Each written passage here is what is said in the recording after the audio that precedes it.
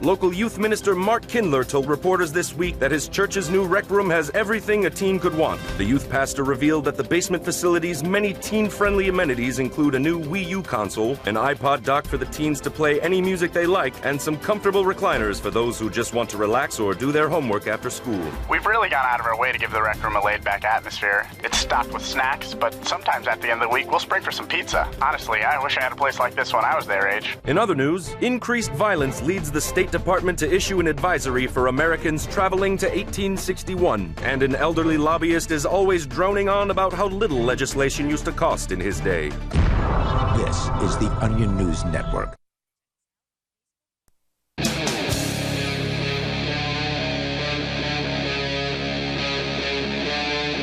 Free Talk Live.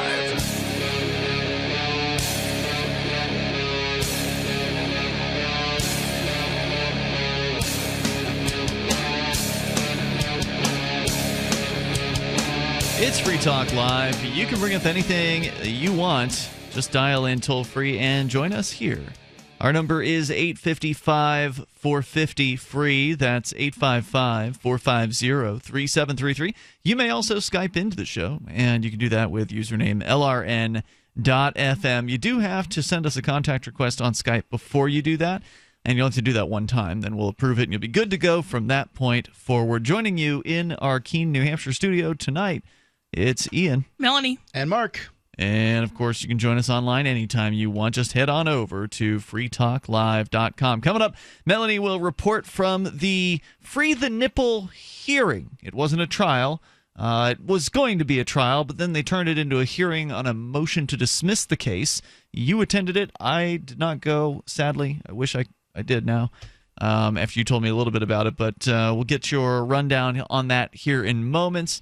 Our toll-free number here is 855-450-FREE. Also, coming up, Mark, you'll be talking about a plan in Texas where apparently some parents want to be able to commit their adult daughters to a mental institution if they've been arrested for prostitution. That's kind of the idea. I mean, I don't think it's necessarily just daughters. Okay, well, we'll get into that story here in a little bit as well. Of course, you can join us, 855-450-FREE. That's 855-450-3733. And in other news, let's see, there was the story about Julian Assange that both Melanie and I had brought in sort of separately tonight on the show. And usually when we bring in the same story, that's kind of a good indicator that it's pretty important. So we'll start with that one. RT.com has the story, and RT themselves has been targeted by an outage of a different source. We'll get into that here as well. But WikiLeaks has activated contingency plans after its co-founder's internet service was intentionally cut off by a state actor, according to the media organization in a tweet.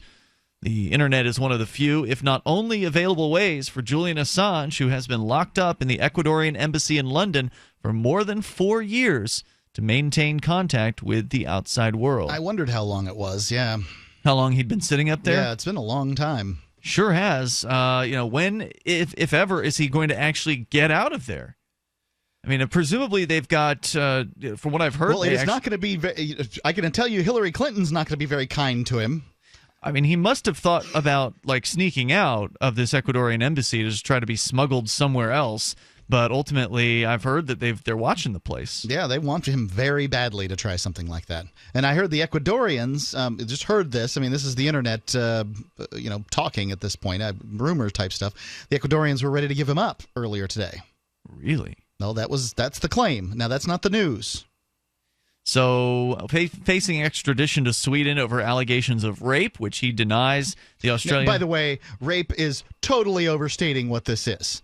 Okay, we read this years ago, right. And these news agencies keep on calling it rape because it's convenient, and because there isn't a charge like this in the United States. But basically what this is a charge about sort of lying about your intentions. So if you were to say, Melanie, I'm an astronaut. Right? And then, that inspired you to want to sleep with me, then that would be the charge that we're talking about here. Essentially suggesting that maybe there'd be a relationship in the future. Mm-hmm. that kind of thing. This is the charge of leading someone on. And well, I mean, then shouldn't he be charged? And I kind of doubt that it even happened, but then shouldn't he be charged with fraud instead of rape? Well, I mean, I guess that would be, what. But don't you have to lose something in order for fraud to happen? Well, the claim is by people who besides would claim your hurt feelings. The claim is by people who would claim that women are exactly like men, that vaginas are somehow very special. Right? Like, that's it. She did lose something. It's still, I mean, had that happened, and I mean, I'm not saying that we should just start arresting people for this because that's utterly ridiculous, but were the allegations true, which I am sure they are not. Okay, so if I tell you, hey, if somebody, if I go tell you, hey, I'm doing all this activism, and can you pick my car up from the shop on Tuesday because I'm in jail for that. And none of that's true, and then you do it, and you find out later, you don't think that's fraud. I'm still getting something out of that. Well, yeah, I guess I see what you're saying. You have gone and spent the effort and the time to go and pick the person's car. Well, and whatever that's worth to you, and sex is worth different valuations to different people. So if it's somebody, it's still fraud. Now, I don't think it happened, but what is the the payment in that case? How do you quantify this? How do you say that what that was worth? And I'm not saying that this is something that should go to court or even to arbitration in most circumstances. I'm sure we can come up with something that's completely extreme, but as a general thing, this is not something I would want to see in, if I was an arbitrator, I'd be like, get out of here. Yeah. But it's still fraud. Like, in the same sense, I wouldn't want somebody to come into my arbitration room and be like, he stole my pencil, give me half a penny. Like, that's still theft, but we're not litigating this. Right. There's only so much that's actually worthwhile of spending time to. If it costs more to drive down for the gasoline to get to the courthouse. Well, yeah, what you do is you litigate it, and then you charge the person who brought the case for your time. So you say, yes, it's a penny, and that'll be $150. I charge by the hour, and the first hour is, it's like first hour is a full hour. So thanks. Bye-bye. So he's facing extradition. He claims the extradition is actually a bid to move him to a jurisdiction from which he can then be sent to the United States, which is known to be actively investigating WikiLeaks. The unverified claims of state sabotage come as WikiLeaks continues to release damaging documents, most recently thousands of hacked emails from Hillary Clinton's campaign manager, John Podesta. And by the way, they're up to 12,000 of those, by the way, 12,000 emails just from that guy. Right. Or from his email box. Earlier this month, Assange claimed his organization would aim to publish documents. Let's not forget to mention that Hillary wanted to whack this dude, right? He wanted to drone him. That's correct. Now, whether she was teasing or not, it's difficult to know. But from an administration that has droned many people, including American citizens, I would without take trial. that seriously. Well, yeah, I'm sure that Hillary and all other high-ranking state agents want to kill him. They formed WikiLeaks. Right. And by the way, WikiLeaks is saying that every week in the run-up to U.S. Election Day on November 8th, they will continue to publish new documents. So they got a whole treasure trove of interesting stuff that's still yet to come. Clinton's campaign has made unsubstantiated claims that WikiLeaks is working with the Russian government to help defeat the Democrat in favor of Trump. And last week, the FBI issued a statement saying that it was working to, quote, determine the nature, accuracy, and scope of cyber intrusions, but didn't name any suspected perpetrators. The ninth release of Podesta emails occurred on Sunday, bringing the total number of leaked files to over 12,000, just within the last couple of weeks. Among the hundreds of emails released are discussions about Clinton's appeal among black voters. I haven't seen those yet. Her email apologies, and Chelsea Clinton being described as by one of her father's longtime aides as a, quote, backstabber. The batch also comes amid revelations of Clinton's cozy relationship with the mainstream media and how they worked closely to control the media landscape and set up stories that show her in a favorable light. Sure. I don't think that's particularly amazing. That an organization wants to be seen by the media in a favorable light. Okay. Well, no, but they're working hand in hand with members of those very media organizations who purport to be, unbiased journalists. Well, and that allegation in and of itself should be immediately dismissed by anyone. I'm unbiased. No, you're not. Well, yeah, obviously they're not unbiased. And these emails have made it very, very clear that they have a very heavy bias towards Hillary Clinton, or at least the media members that were caught in these emails where they're, basically working hand in hand with the Democratic National Committee and the Clinton Foundation and her campaigners to promote her as much as they possibly can and, minimize any promotion of the other candidates.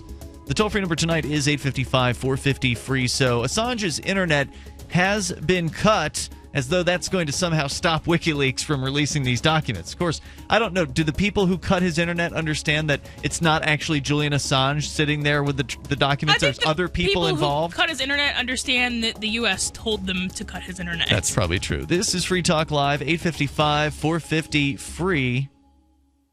The following is an incredible, life-changing free offer for anyone with hearing problems who wants to start hearing everything more clearly again. We're now offering free in-home trials of a revolutionary hearing breakthrough called Listen Clear to anyone who calls this special toll-free number now. 1-800-719-2949. Call in the next 10 minutes and you'll also qualify for free shipping and free batteries for life. Listen Clear is precisely designed by top audio engineers. It adjusts to let you find the perfect way to hear everything, wherever you are and whatever you're doing. And Listen Clear is so invisible, people may not even know you're wearing it. And it's so lightweight, you may even forget you're wearing it too. Don't miss this special life-changing opportunity to hear everything more clearly again for free with a 100% free in-home trial, free shipping, and even free batteries for life. For free information, call now. 1-800-719-2949. That's 1-800-719-2949. 1-800-719-2949.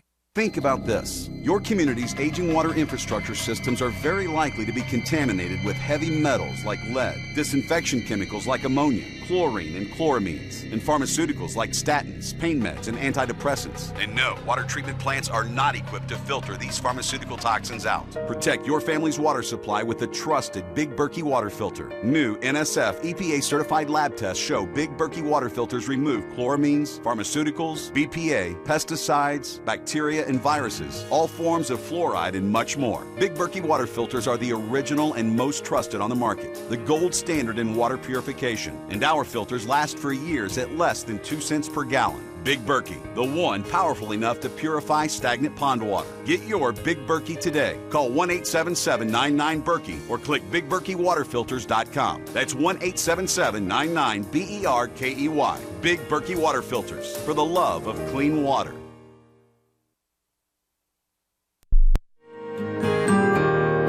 So the protection of life, liberty, and property is what the Free State Project is all about. But it's an effort to move 20,000 people who understand. It's about demonstrating to the entire country that, yeah, we can have a free market, a truly free market. Making it just a freer, great place to live. It's the world's largest voluntarist libertarian community, and it's only getting bigger. That's amazing, to be able to move to a place where other people passionately believe in being free and independent. What the Free State Project is managing to do, though, is to put their money where their mouth is. It's physically getting up across the country and saying, let's go someplace and let's demonstrate the power of these ideas. There's a lot of kind of philosophy that surrounds liberty. There's a lot of thinking about it and talking about it. But here in New Hampshire, people are doing it. 101 Reasons Liberty Lives in New Hampshire, a documentary by Free State Project Early Movers. Watch it free at 101reasonsfilm.com. 101reasonsfilm.com. Here's a chance to do a little activism while you're cruising Facebook, Twitter, or Google+.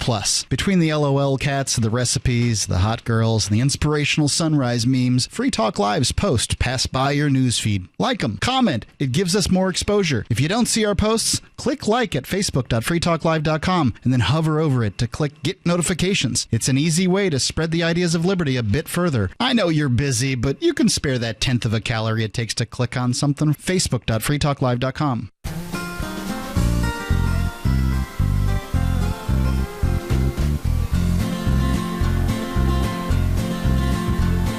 On the second Saturday of every month, the Texas Republic Congress meets in a joint session.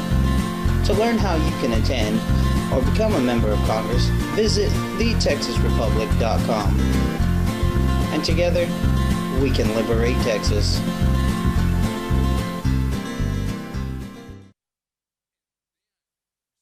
You're listening to the best liberty-oriented audio streamed around the clock, on the air, and online. This is the Liberty Radio Network at LRN.FM.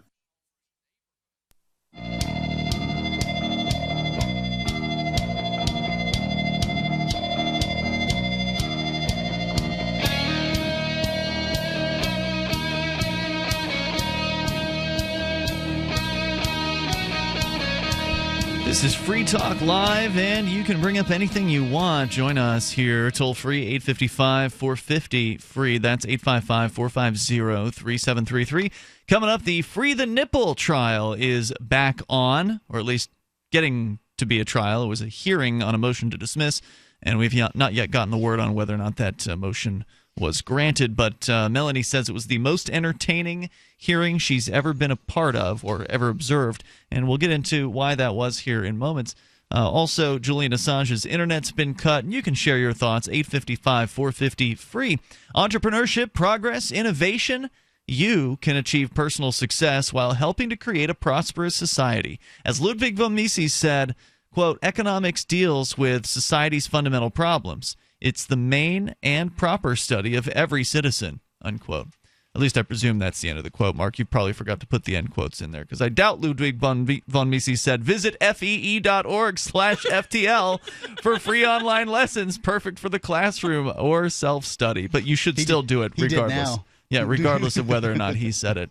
The course, Economics in One Day, is easy to understand, but it'll impart upon you an understanding of economics greater than school ever could, and for no cost. For over 70 years, the Foundation for Economic Education has been providing free resources to teachers and students. Start today at no charge at fee.org/FTL. That's fee.org/FTL, and learn why entrepreneurship matters. Lots and lots of people have taken this course since Fee started this campaign, and they are very excited about what we've been able to do for them. So I would encourage you, if you have not taken Economics in One Day, to please go and take it and enjoy the course. How about share the link, too? Yeah. I mean, this show people what you've learned. Right. This isn't just open to Free Talk Live listeners. I mean, Fee wants this information to get out there. So take that link, fee.org/FTL. Share it around, if you enjoyed the course.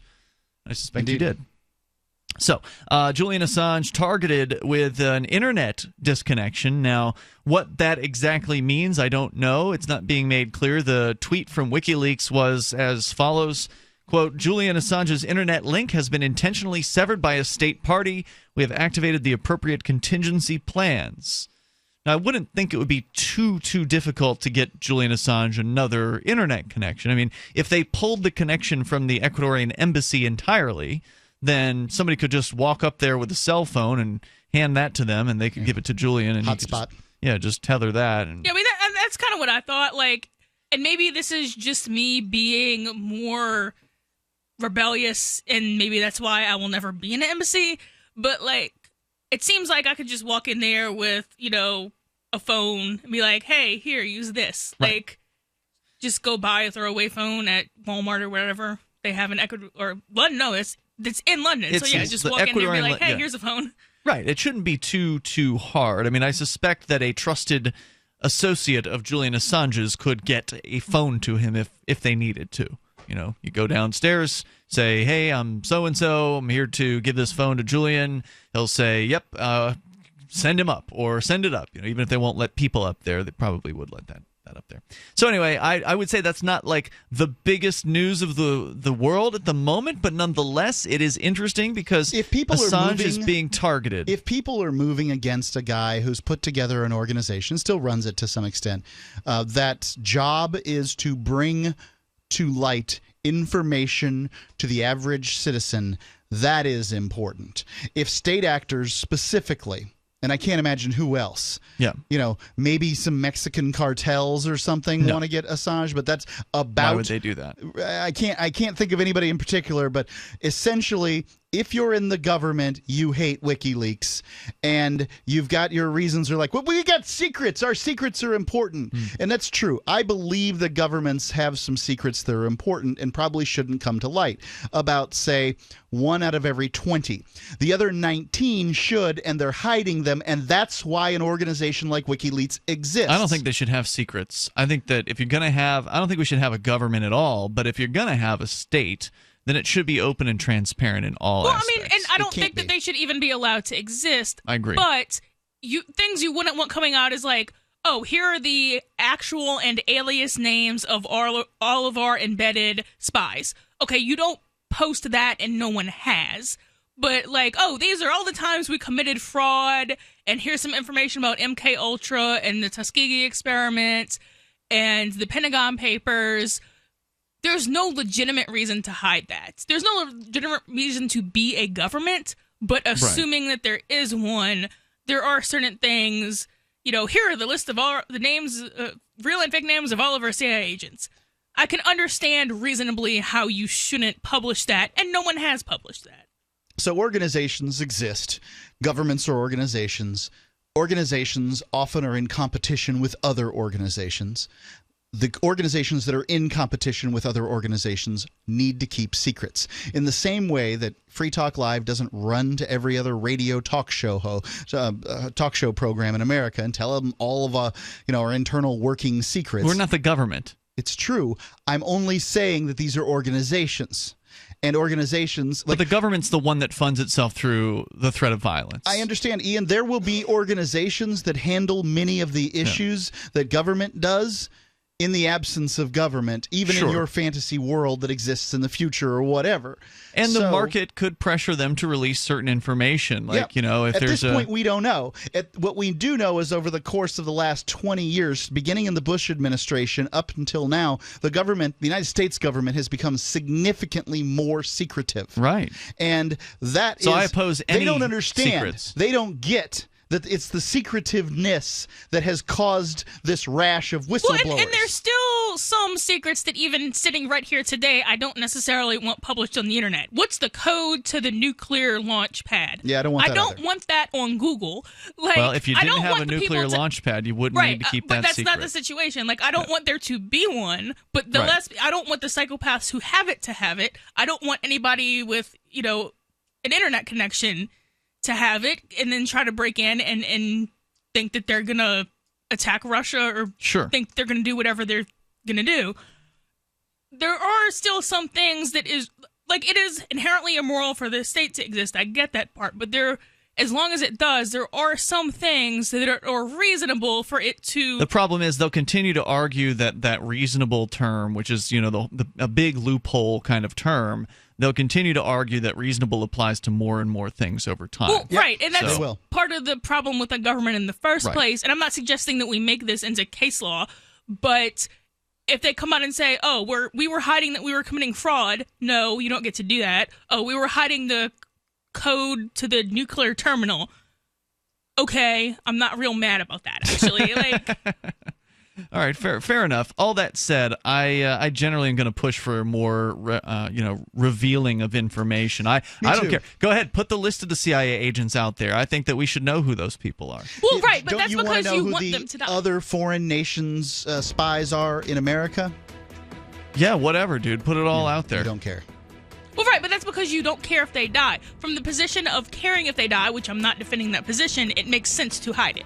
The toll-free number tonight is 855-450-FREE. Well, I'd like to say I'm proud when I was able to help out an undercover police officer here in New Hampshire. They did not want his identity put out there, but we did that a few years ago, and we helped save some people's freedom. It's Free Talk Live. Want to build a maintenance-free, low and slow charcoal briquette fire that burns for hours for free? MeatMastersRadio.com will show you how to build a low-temp charcoal fire that's guaranteed fiddle-proof. It's easy and free. MeatMastersRadio.com teaches charcoal barbecue skills on new topics every week. Go to MeatMastersRadio.com. That's MeatMastersRadio.com. Hunters, anglers, campers, and survivalists. Get back to nature. Expand your horizons with the highest quality, most versatile, unique slingshots and sling bows on the market at slingbow.com. Sling bow products are compact and models start from just $17.98. They're perfect for your bug out bag or storing in your vehicle. Give yourself and your loved ones the excitement and tradition of sling bow. A new frontier in archery and truly modern twist on this primitive survival tool. Feel the thrill only at slingbow.com. Negotiation isn't just something union leaders and sports agents do. Your entire day is a series of negotiations. If you have young children, you know that. In fact, your kids can teach you a lot about negotiating with grown-ups. According to the world's greatest negotiator, Herb Cohen, author of You Can Negotiate Anything. Herb says that kids understand the process of decision-making within an organization. When one parent says no, they'll ask the other. And Cohen says children persist and persevere. And like smart negotiators of all ages, kids know that no is an opening bargaining position. With money and attention so scarce now, effective communication skills have never been more important, especially if you're a job seeker. For more tips, hit survivalspeech.com. I'm Holland Cook. This is your Roberts & Roberts Brokerage Daily Precious Metals Update. In early trading Monday, gold is $6 higher at $1,257 per ounce, and silver is 4 cents higher at $17.50 per ounce. Bitcoin is currently trading at $675 US. Roberts & Roberts Brokerage has been helping clients buying and selling precious metals for nearly 40 years. To see how we can help you, call Roberts & Roberts Brokerage at 800-874-9760 or visit us online at rrbi.co. So you've heard all 3 hours of the latest episode of Free Talk Live, and you're still hungry for liberty-oriented audio content? Did you know that we have another 24/7 audio stream at LRN.FM? The Liberty Radio Network airs the latest episodes of some of the best liberty-oriented podcasts on the internet around the clock. In addition to recorded content, you'll also hear live shows like Free Talk Live, originating from our Keene, New Hampshire studio. So listen anytime at LRN.FM. That's LRN.FM. Free Talk Live. Wait till you hear the least popular girl's name for 2004. We'll start with Rack. Crumpet.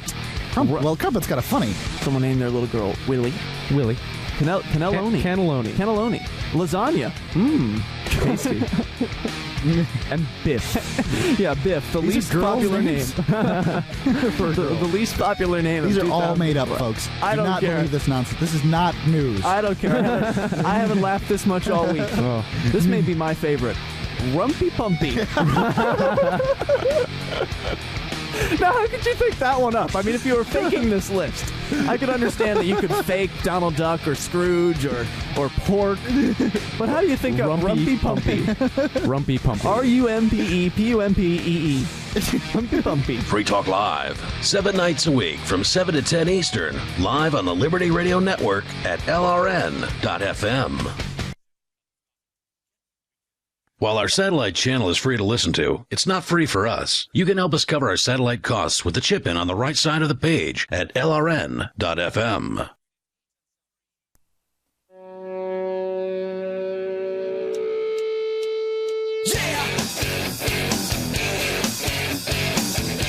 This is Free Talk Live, and you can join us on the radio waves here. You can bring up anything you'd like. Our number is 855-450-FREE. That's 855-450-3733. We also have Skype, and our Skype username is LRN.FM. We're talking about secrecy, and apparently I made a mistake in what I said, or at least it wasn't clear what it was I said about helping out undercover agent. Well, apparently I didn't say the word to, so it was not as clear what it was that I was trying to communicate. I did not help an undercover agent. I helped to out one, meaning to identify publicly who he is. And that happened, it was years ago now, probably like 5 years ago. Seems maybe, like it. 4 or 5 years ago.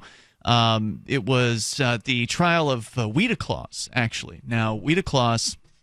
There's a little history behind the story, Mark, that needs to be told. Okay. So Wheaton Claus was a man who heroically did not take a plea deal on a growing charge for cannabis. So he was growing some cannabis in his home in Grafton County, New Hampshire, rural area.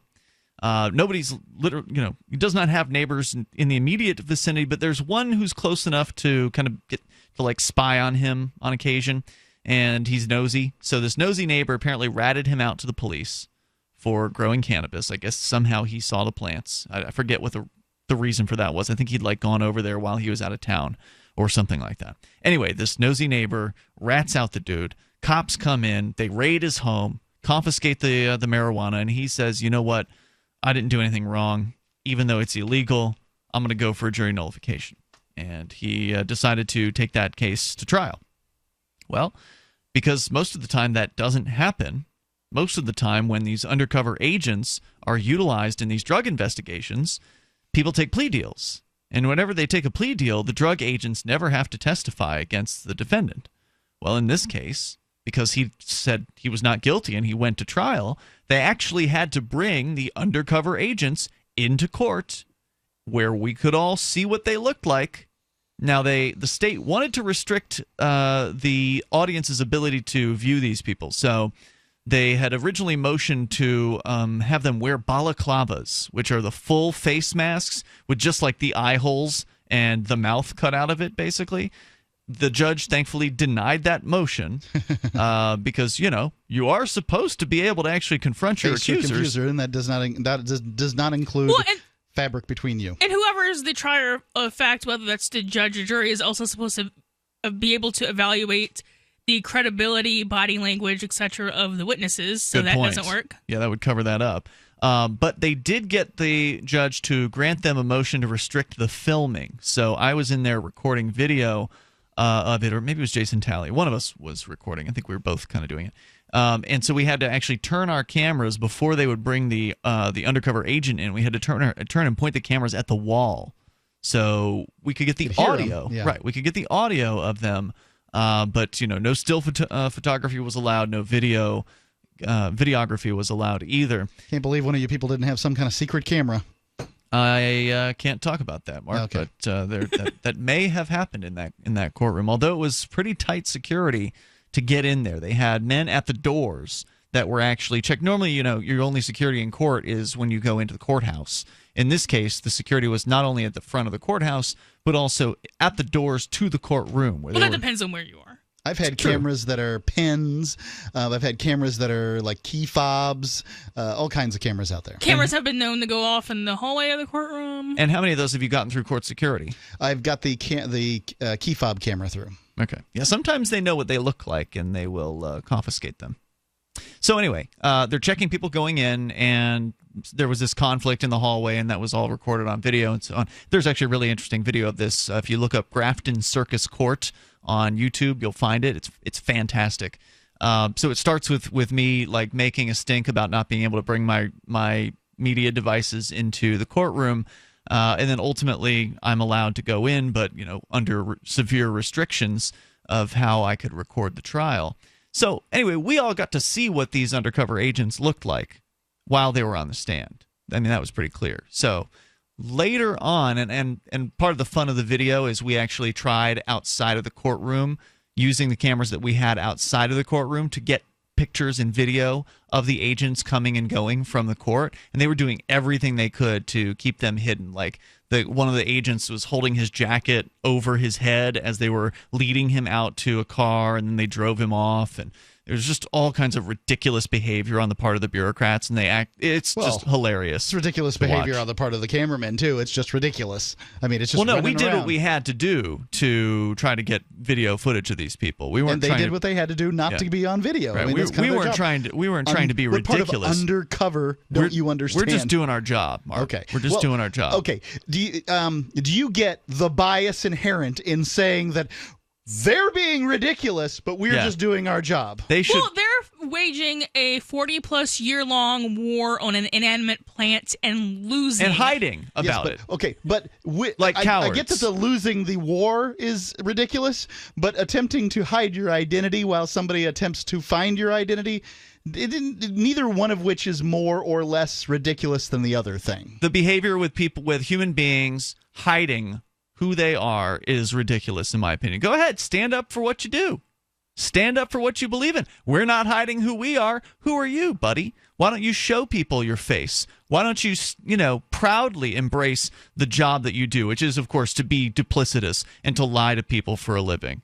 So anyway, we saw what these agents look like, and no one ever would have seen them had Wheaton Claus not taken those charges to trial. So that was really the key here. That was the first portion of the story. What happened to him as far as the sentence goes? I mean, he ended up getting a partial conviction. So they had charged him with felony manufacturing, as they call it, of marijuana, which is their legal term for growing.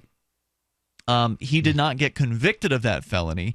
He was convicted of a misdemeanor, I believe, possession charge. So the jury decided to not nullify completely, but to ultimately reduce close to a nullification. Reduce the severity of the conviction. So, he did all right, all things considered. So anyway, that was step one, was seeing the people, these undercover agents in real life. Then, like a year later, I don't know exactly what the amount of time between them was, but it was quite a bit of time between the end of the Wheaton Claus trial and then your speeding ticket trial, Mark, in Newport, I believe it was, New Hampshire. Yep.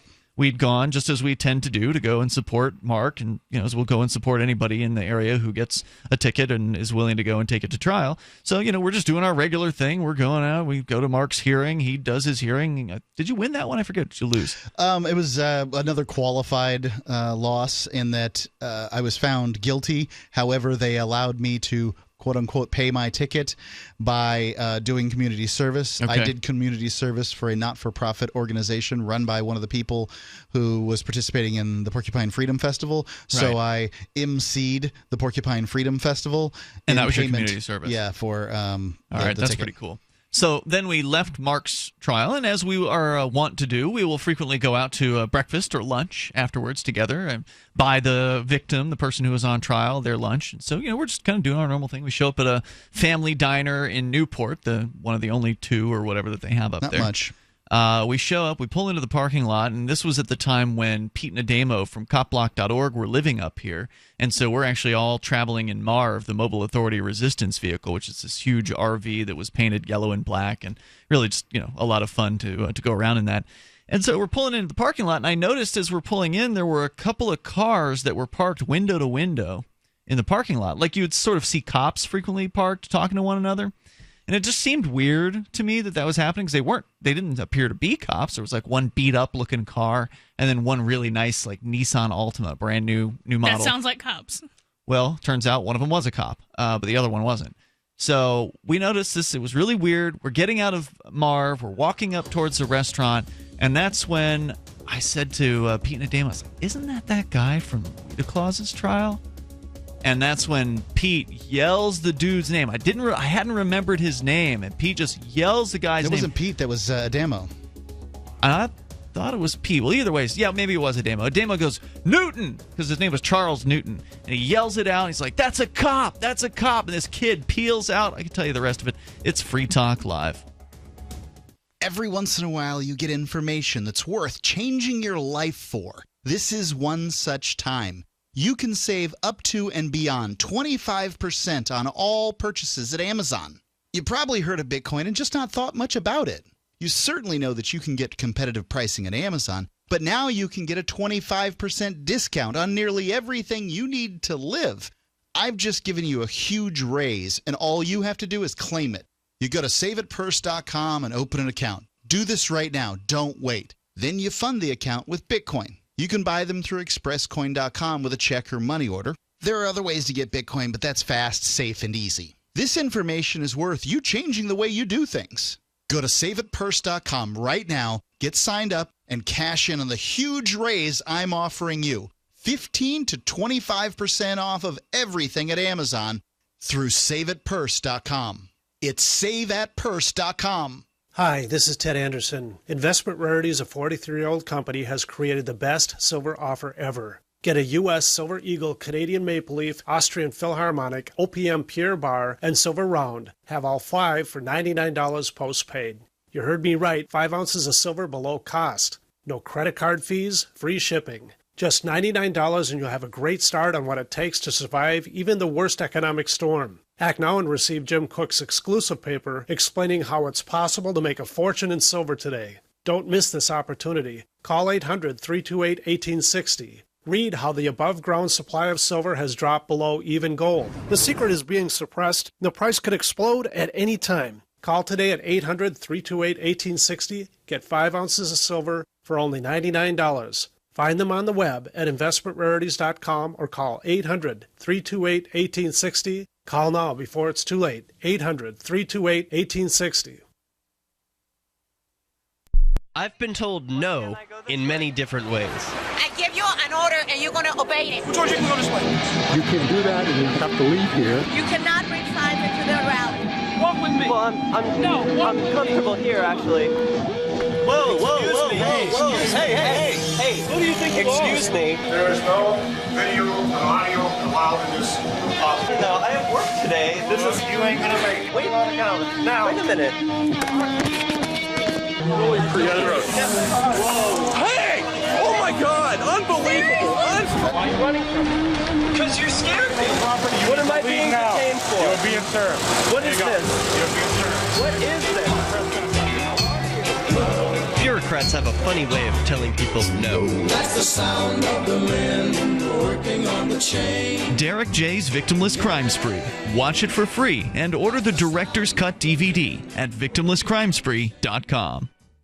LRN.FM is proud to announce our official listening apps for Android and iOS devices. Now you can easily tune into our streams anywhere, anytime on your smartphone or tablet. Just visit apps.lrn.fm or search for LRN.FM in the Android or Apple app stores. Please download, rate us 5 stars, then share the link on your social media, and let your friends and family know how you're listening to LRN.FM.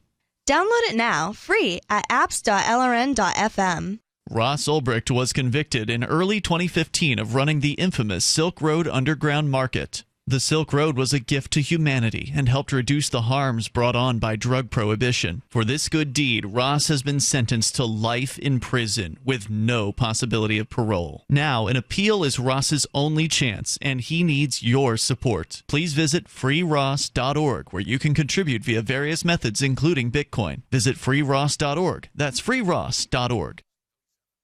Do you love Twitter? Make sure you favorite the LRN.FM Twitter account so you can receive our tweets at twitter.lrn.fm. That's twitter.lrn.fm.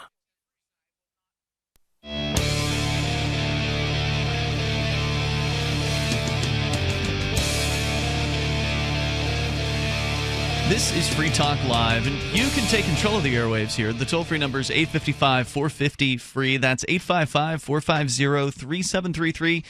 And yeah, it was actually more than 5 years ago that we busted the undercover cop. So it was even before that when the situation with Weeda Claus had happened. We're kind of flashing back a little bit to 2011. And actually, according to the video upload on Grafton Circus Court, the video on YouTube on the Cop Block channel, that actually happened back in April, so it really wasn't that. I guess it wasn't that long between the incidents. It was only just a few months. But anyway, what happened, just to bring you up to speed, is I'm kind of talking about outing an undercover cop and how that ended up occurring. It was because Weeda Claus, who was charged with growing marijuana, did not take a plea deal. He actually went to trial, which meant that the undercover cops actually had to take the stand, to where everyone who was in the courtroom, which included me and a few of the other Cop Block folks, were able to see the undercover agents.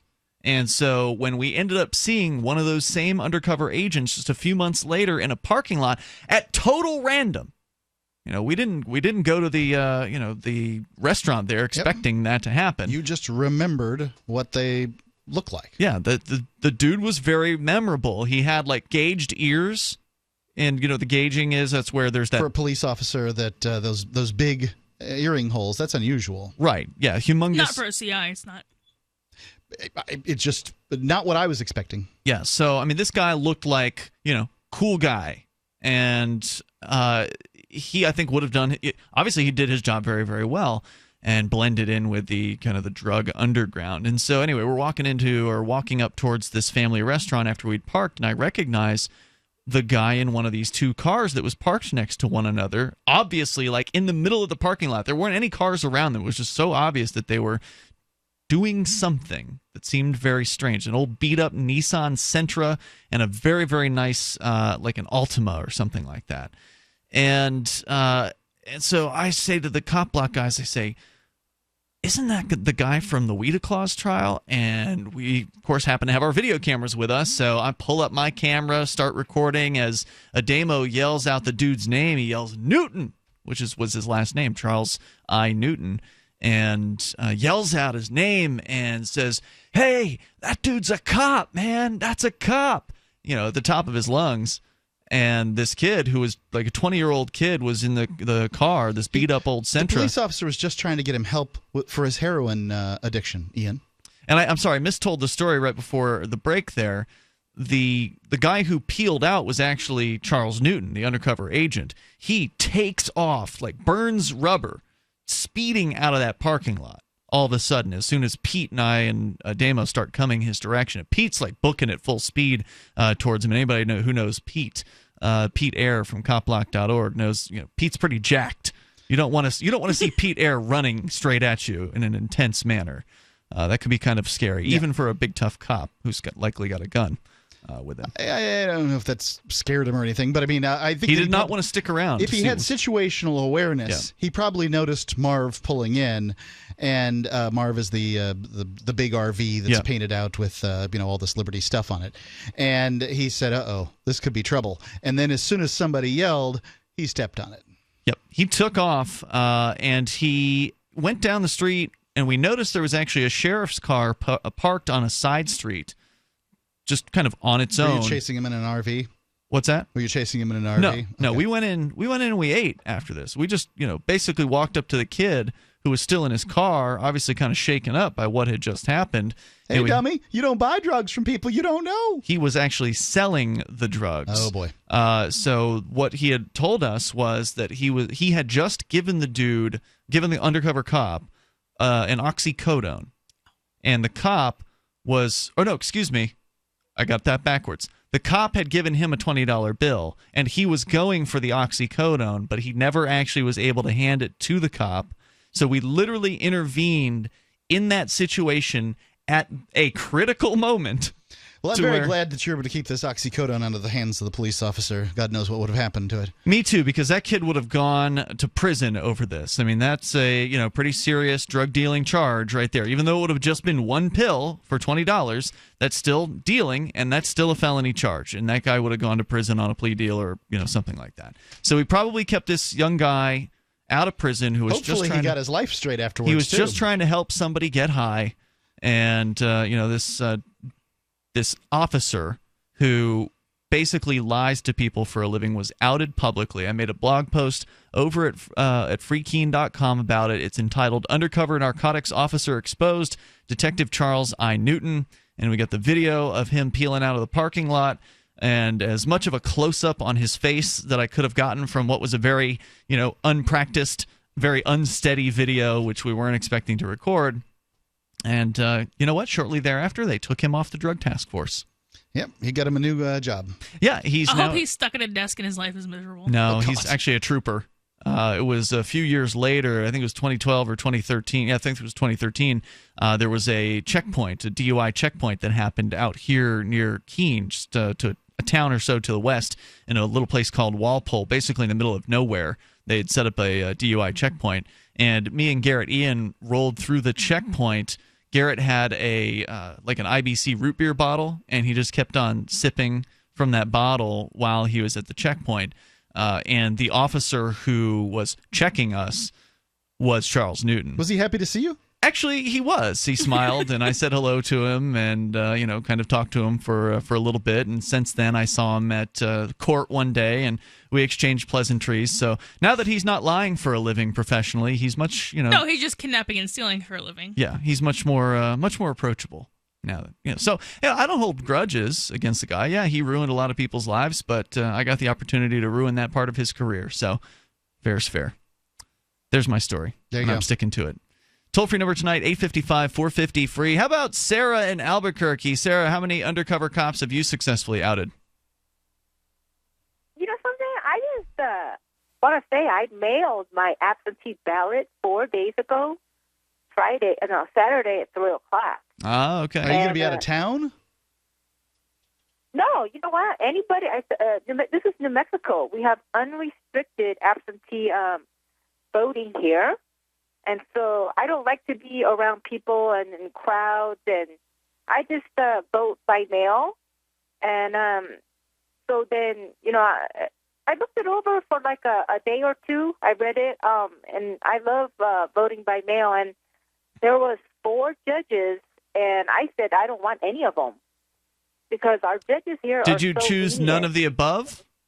Or you just didn't vote for somebody? Well, what it is that it's called a retain. They ask you, do you want to retain these judges? And I decided they all suck. Because, you know what? They have, some guys have a drunk driving record, like 28 DWIs, and then they still drive. So I just figured that all of our judges are worthless. So I decided every judge that they ask you to retain, I'm just going to say no. So what happens if they're not retained? Is there someone else who then gets in automatically, or were they running against someone? I don't know what the procedure is, but you know David that calls in that got his kids taken away. Mm-hmm. Well, there was Zamora, the judge that he was talking about that took his kids. Zamora, I remember that one, and I said I'm going to say no to that one because what Dave said. Because it was a Hispanic judge, and he's a white guy, and they took all of his kids. Well, generally, I would say that whether you know something or not about a judge, it's a good idea to remove them from office. So I would say shorter terms are generally a better thing. Yeah, generally voting against the incumbent is, I think, a pretty good idea. Right, even if you're completely ignorant. Maybe. So thanks, Sarah. Yeah. Hey, Sarah, thanks for the call tonight. The toll-free number is 855-450-FREE. She's a big fan of the mail-in voting, and I guess if you want to take your time with your ballot and not feel like you have to rush down anywhere or whatever. The one time I've done it, it was a much better experience. Yeah. Because both my wife and I were going to be out of town. We had our ballots mailed to us. We sat down. We filled out our ballots together. And we were able to sort of decide on each candidate one at a time and together. And I really enjoyed the experience a lot more. Now, even if you're not out of town, like you might be, I don't know, at work. Sure. Is that a legitimate reason, though? Well, to not skip work to go vote? In New Hampshire, town is a pretty small place. Oh, you mean legally? Right, legally. Oh, I don't know. Being out of town isn't something terribly unusual for most people who live in New Hampshire. I mean, most people don't work in the same town in which they live. Yeah. I would guess. But did you have to have an excuse in New Hampshire to get the absentee ballot? Okay. So our toll-free number tonight, 855-450-FREE. That's 855-450-3733. And, yeah, I did get a raft of S for outing that undercover cop by, the commenters or whoever. But I don't really care. I mean, okay, so it puts him in a little bit of danger. And he enslaved less people since you've done that. Right. So. I don't feel bad for somebody who tells lies like that for a living, putting them in danger. Stop doing immoral things, and then you won't be in as much danger. Hour 2's coming up. It's Free Talk Live. Do you need a website for your blog or new business? It can be pretty intimidating on your own, and that's why Free Talk Live has partnered with HostGator, one of the top hosting companies. HostGator offers a simple one-click, easy installation for WordPress, 24/7 over-the-phone or live chat tech support, and a very intuitive, user-friendly control panel that puts the power of creation back into your hands. Go to HostGator.com/FTL, and you'll get 50% off of their regular hosting prices. 50% off. HostGator.com/FTL. The Blockchain Education Network has had a busy fall semester introducing, educating, and giving away Bitcoin. The initiative believes wholeheartedly that students should understand cryptocurrency and blockchain technology. Now the organization is ramping up its efforts to educate the academic masses, offering a bounty to students who help build a syllabus. The Blockchain Education Network has set aside a total of 4 Bitcoin to divide between students who add content. To learn more, go to news.bitcoin.com. That's news.bitcoin.com. So you've signed the Shire Society Declaration and are planning your move to New Hampshire to be around more liberty-oriented people. Next, sign up for the Shire Society Forum at forum.shiresociety.com. There are a bunch of people there who are already in the Shire, and they want to meet you. If you're already in the Shire physically, you should also come by the forums. Remember, not everyone uses Facebook. New people are signing up for the Shire Society Forum every month, so drop in and say hello at forum.shiresociety.com. You may already know about the Free Talk Live audio on demand phone line at 641-793-9660. Did you know that not only can you listen to Free Talk Live via your phone, you can also leave a message and have it delivered to Free Talk Live's hosts? To leave us your thoughts, just dial 641-793-9660. That's 641-793-9660. Press 2 for Free Talk Live, and then hit 0 to leave your message. You're listening to the live edition of Free Talk Live. Hour number 2 is next after the news here on the Liberty Radio Network at LRN.FM. From Keene in the Shire, the Liberty Media capital of the world, this is Daryl W. Perry, host of FPP Radio News for Monday, October 17th, 2016. Silver is trading at $17.42 per ounce. Gold is valued at $1,253 per ounce. And according to BitcoinAverage.com, the average price of Bitcoin is $642.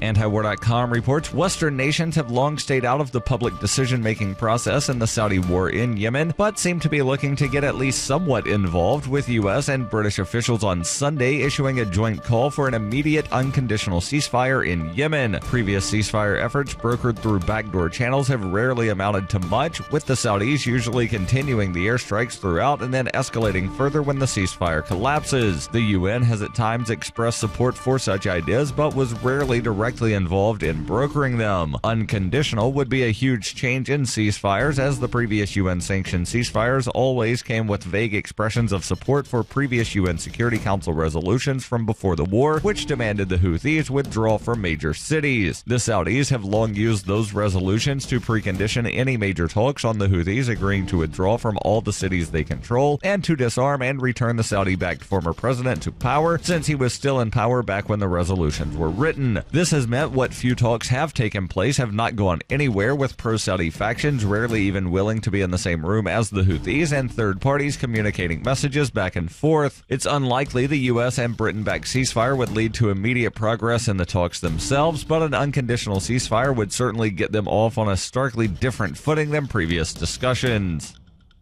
Are you an advocate for free market money? Do you promote Bitcoin as an alternative in a fiat-centric world? Then you need Spend-A-Bit in your arsenal, the search engine for things you can buy with Bitcoin. Spend-A-Bit aggregates millions of products from thousands of Bitcoin-enabled merchants. Keep your money in the free economy. Visit spendabit.co today. UPI reports hunger is a surprisingly common problem among U.S. college students, according to a new report. Researchers surveyed nearly 3,800 students at 8 community colleges and 26 four-year colleges in 12 states. The study revealed that nearly half of the students were food insecure and almost 1/4 were hungry. Hunger rates were 25% among community college students and 20% among those at four-year colleges, according to the research. Food insecurity was defined by researchers as the lack of reliable access to sufficient amounts of affordable, nutritious food. Very low levels of food security qualified students as hungry. The report was prepared by a number of campus-based groups, including the University of Connecticut's Public Interest Research Group, the College and University Food Bank Alliance, and the National Student Campaign Against Hunger and Homelessness. The study found food insecurity was a problem even for students who had jobs, were enrolled in a campus meal plan, or received some form of financial aid. Matt Talley from the University of Connecticut Public Interest Research Group said in a news release from the group, "This problem threatens thousands of students who want to focus on academics, but instead are left worrying about where they are going to get their next meal." For nearly 40 years, Roberts & Roberts Brokerage has been a trusted source for buying and selling precious metals like gold and silver. They also take Bitcoin for precious metal purchases and have permanently removed the minimum purchase amount for all orders paid in the digital currency. Call Roberts & Roberts today for knowledgeable advice on buying and selling precious metals and a forward-thinking approach to new technologies. 800-874-9760 or visit online at rrbi.co. Reuters reports North Carolina emergency officials have estimated that the destructive and deadly Hurricane Matthew caused $1.5 billion worth of damage to more than 100,000 homes, businesses, and government buildings in the state. The state's Department of Public Safety said in a news release on Saturday that county and state officials were still surveying the damage left behind by the storm. The department also said more than 33,000 applications for individual assistance to FEMA have been filed and $12.4 million have been approved. The death toll from Hurricane Matthew stands at 26 in North Carolina, with 2 more bodies recovered on Saturday as some of the floodwaters receded. More than 30 deaths in the United States have been blamed on Matthew, which dumped more than a foot of water on inland North Carolina last week. Before hitting the southeastern U.S. coast, the fierce storm killed about 1,000 people in Haiti. On Sunday, North Carolina's Public Safety Department forecasted that all rivers will be below flood levels by October 24th, though there were still major flooding in several areas. This has been FPP Radio News, online at fppradio.com. Captain Actual America is overweight and hopelessly in debt, and the Richie Rich comic strip introduces a new, even gayer character. As if you needed another reason to remain in your isolated and socially degenerative cocoon, this is the Onion Week in Review, Comics Edition. Sources confirmed Tuesday that the Comic Book and Sci-Fi Expo Comic-Con was once again marred by BullyCon, an increasingly popular event held in the same convention space. Now in its 5th year, BullyCon reportedly drew more than 125,000 tormentors from across the nation, all of whom were bent on beating up and torturing those attending the many comic book, television, and movie panels at Comic-Con. When this got started, it was just a couple of friends who wanted to beat the shit out of some Joss Whedon fans, but now there are thousands of us ruining Walking Dead panels, taunting Harry Potter nerds, and really making some video gamers' lives completely miserable. I don't necessarily need to travel to San Diego to slap a copy of Spider-Man out of some pussy's hands, but something really special about coming together with people who dig the same sort of cruelty you do.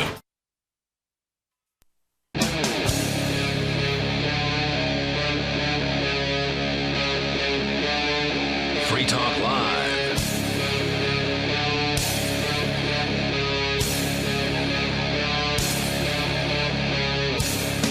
It is Free Talk Live. Dial on in toll free and join us here. Our number is 855-450-FREE. That's 855-450-3733. And you can Skype into the show here at Skype username LRN.FM. We kind of ended up going from Julian Assange to outing undercover cops, and I didn't really intend for that, but, we can go on tangents here on Free Talk Live, and that's totally fine. But what I did want to talk about was something that happened more recently here in New Hampshire, was just last week, where, Melanie, you went out, I believe it was Friday morning, to the Free the Nipple hearing. Now, for listeners that have been following the show for the last couple of years, you know that in, I think it was 2015, the summer of 2015, there was some headlines that were generated here in the seacoast region of New Hampshire by some ladies who decided they wanted to go topless on the beach, as, in my opinion, should be their right. If indeed men are allowed to be topless, then women should also be allowed to be topless. Seems like a no-brainer to me, but apparently to some people it's like one of the most offensive things they could possibly experience. And so what ended up happening was they went and they did an event where they invited other ladies to show and guys to show up to the beach on this specific day, but not at a specific time. They just wanted to have people show up from not somewhere between 9 and 5 and just go to the beach and just do your thing. Bring your kids or whatever it is you're going to do. Bring a volleyball, whatever thing you would do at the beach. Just act European on the beach. Just go and do it topless.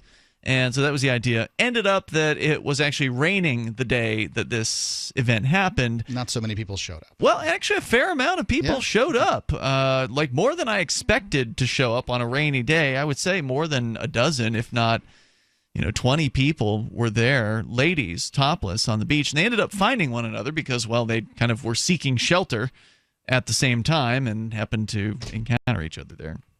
So there ended up being some photos taken of the group of activists, and turns out none of the police messed with them on this particular day. Okay. But then at a later date, a couple of weeks later, just 2 or 3 of the ladies in question decided to just go out to, I think it was Guilford Beach, on their own. So it was actually a different beach that they went to the second time, and just kind of on a lark, just on a whim to go out, no real planned event or anything like that, just going topless to the beach to enjoy a day at the beach.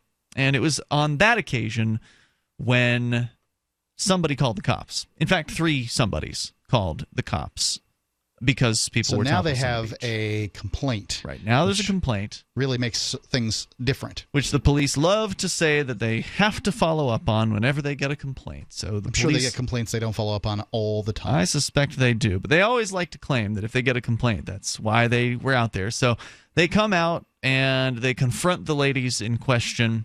They demand that they put their shirts back on, and if not, they're going to write them a ticket. Well, they didn't put their shirts back on. It'd be important to note that in the state of New Hampshire, there is no law against having your shirt off. Correct, but there was a town ordinance in this town of Guilford in this case. And that's why in the other place where they went to the beach, the first place where they had the big event, that I believe was Laconia or Weirs Beach, and they had a town ordinance as well. So they were specifically this was challenging civil disobedience. All right. Correct. They were specifically challenging the town ordinance in this case. And what ended up happening was they didn't put their shirts back on when they were ordered to, so the officers wrote them a ticket and then basically coerced them into putting their shirts back on. Otherwise, they were going to get arrested and probably charged with disorderly conduct and worse charges trumped up upon them. So they get the tickets, and this is actually kind of what they wanted to happen. They wanted to get the tickets, basically, so they could have a day in court and challenge this unconstitutional, or this, at the very least, illegal ordinance. You could argue it's unconstitutional based on, they're discriminating against them because they're women. How about equal protection under the law? Right, equal protection. And so they were charged with these town ordinance violations, which means that they can't get a jury because there's not actually any jail time in the punishment. There's just fines. Now, of course, if you don't pay the fine, then you go to jail, but they don't consider that to be jail in the punishment. Well, that's not jail. Yeah. So therefore, that's jail. Therefore, no jury. So they had to go to a bench trial. And I happened to go to that to record video of that bench trial, which was pretty entertaining. It was pretty interesting to watch.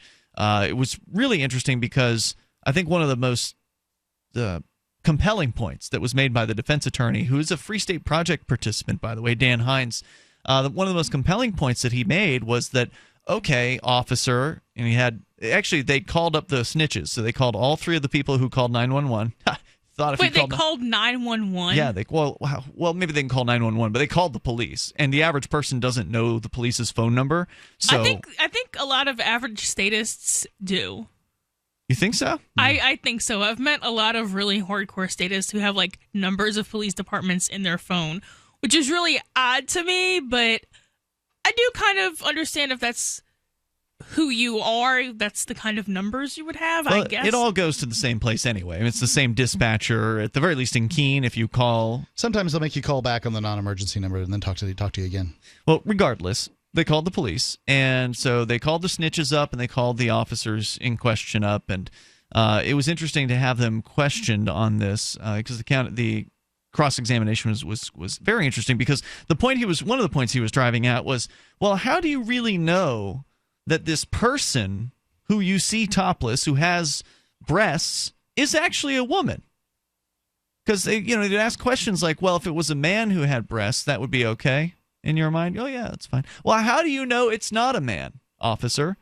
Did you conduct an investigation of the person's genitalia to assure yourself that this person is indeed a woman?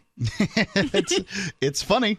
Well, because if, again, how else would they know? Only in for 2016. Sure? Right. Okay. This person has long hair. They have breasts. It might seem like they're a woman, but there's a chance there's a penis in those pants. There's a chance of that. Yeah, and sure. The only way to know for sure would be to conduct what would arguably be an illegal and privacy violating inspection of that individual, unless they gave you the consent to actually inspect their genitalia. Otherwise, which doesn't seem likely. Otherwise, you're speculating, officer, that simply because this person has breasts and or long hair or whatever, that they must be a woman. So that was interesting, and that's all on video, and you can go and see that.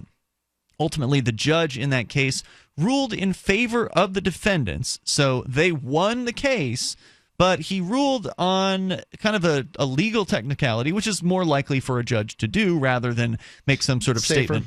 Yeah, make some sort of statement about, well, this was discriminatory and that's wrong. He made the statement that, well, in New Hampshire, there's no what's called home rule. So every city ordinance has to be authorized by the state of New Hampshire. That is a real victory, and I wouldn't call that a technicality. Well, I agree with you, but that wasn't what the women were looking to every municipality in the state of New Hampshire is, whoa. You can't just make crap up out of whole cloth. Yeah, but they do anyway. Yeah, but that's fine. More. They didn't repeal the ordinance, and the ordinance wasn't repealed in other towns because the judge overturned it. So, it doesn't really have the kind of effect you'd want it to. You think, oh, man in a robe has decreed that this is bad. This is a bad thing, and you can't do that. Well, no, they haven't changed anything about how they behave. So he makes this ruling, and they won the case, but they didn't want to win for that reason. Although I agree with you, Mark, that that's as good as a reason to win as any other. If that was at a district level, which is what it sounds like you're talking about, that's not binding on anyone else, including that same district court. You really, to even get any kind of anything, you need at least an appeal. Which would take it to the Supreme Court, and the town did not appeal in that case. They're wise. So they're just going to keep enforcing it and hope that somebody just has to keep on getting a ticket for it. And then they will hope that others won't challenge it, and they'll just take a plea deal. So fast forward now to 2016. So that was all in the summer of 2015. The trial happened in December of that same year. Now we're in this year, summertime, early summer. Some of the same ladies, one of the same ladies and two other ladies who are supporters and also Free the Nipple activists were out at another beach, and I think this one was Laconia that was It was prosecuting? Ware's Beach, but it was in Laconia. Right. So that was actually originally where they'd done the disobedience a year ago, where they were ignored. So they went back there. They were targeted this time and ticketed again this time. 3 of them. So before it was 2, this time 3 ladies. And once again, they're going to court. And that's what you did, Melanie, was you accompanied them to court. You watched the hearing. It was not a full trial, but a hearing on the motion to dismiss. You give us some of the interesting stuff, because you told me this was the most entertaining court hearing you've ever been to, and you're kind of a legal eagle. This is Free Talk Live. Warning. If you're drowning in debt you can't afford, do not let the credit card companies trick you into thinking that you have to pay it all back, because you don't.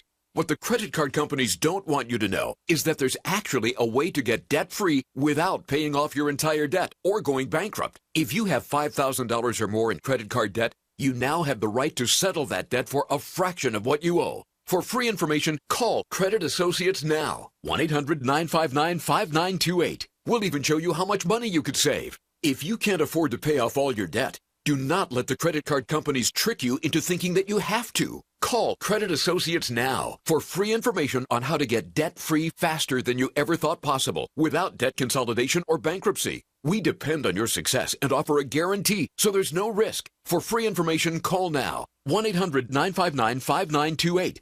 That's 1-800-959-5928. 1-800-959-5928. Is negative content or comments on the web affecting your personal or professional reputation? Unfavorable comments, embarrassing pictures, videos, legal documents, and negative articles can ruin your personal life, your career, or your business. It happens a lot, and it's just not fair. But what can you do? ReputationDefender.com can help protect your good name. Get a free consultation now. Call 800-831-0771. That's 800-831-0771. Call right now for a free expert reputation analysis. It's easy to squash the unfair attacks with our patented system, and the analysis is absolutely free. Make the best things about you jump out in searches. Protect your personal and professional reputation, your business, and your income. Get your free reputation analysis from ReputationDefender.com right now. Call 800-831-0771. 800-831-0771. That's 800-831-0771. Or visit ReputationDefender.com today. Uncertainty has become the talking point when it comes to financial markets. One thing is becoming certain: safe haven assets. Hard assets are now becoming the choice of informed investors. The most recognized and valued hard asset is gold. The highest performing asset this year is gold. Trust gold to protect and grow your IRA or 401k. Central banks and billionaires are doing the same thing. Choose a more stable asset that has tremendous upside potential. As these uncertain times threaten the markets, your decision to reduce your exposure to these these markets before further negative effects to your portfolio would be well timed. Call 1-800-GOLD-IRA to transfer your existing IRA into an actual physical gold and silver IRA. American Bullion is the pioneer of gold IRAs. They handle all the details for you. Call 1-800-GOLD-IRA to get prepared. Start protecting and growing your IRA and 401k before the next crash. American Bullion. 1-800-GOLD-IRA. DVD, books, music, instruments, periodicals, computers, software, electronics, photo, cell phones, office products, home and garden, bed and bath, furniture, kitchen, pet supplies, automotive, hardware, apparel, shoes, jewelry, grocery, healthcare, sports and outdoors, toys, games, used, and more. It's a department store at your fingertips. Shop.freetalklive.com. Get all your shopping done, get a great deal, and a portion of your purchase goes to benefit Free Talk Live when you enter Amazon via shop.freetalklive.com. The new 4th edition of Healing Our World, The Compassion of Libertarianism, will take your understanding of liberty to a deeper level and has over 1,300 updated references, new cartoons, and a foreword by Dr. Ron Paul. With discounts for multiple book purchases, the 4th edition of Healing Our World is a great gift for the liberals, pragmatists, environmentalists, and Christians in your life who think libertarianism is cold-hearted. Get yours today at healing.freetalklive.com and use promo code FTL for a $5 discount. If you enjoy LRN.FM, please contribute to your favorite shows via their websites and become an amplifier at amp.lrn.fm. That's amp.lrn.fm.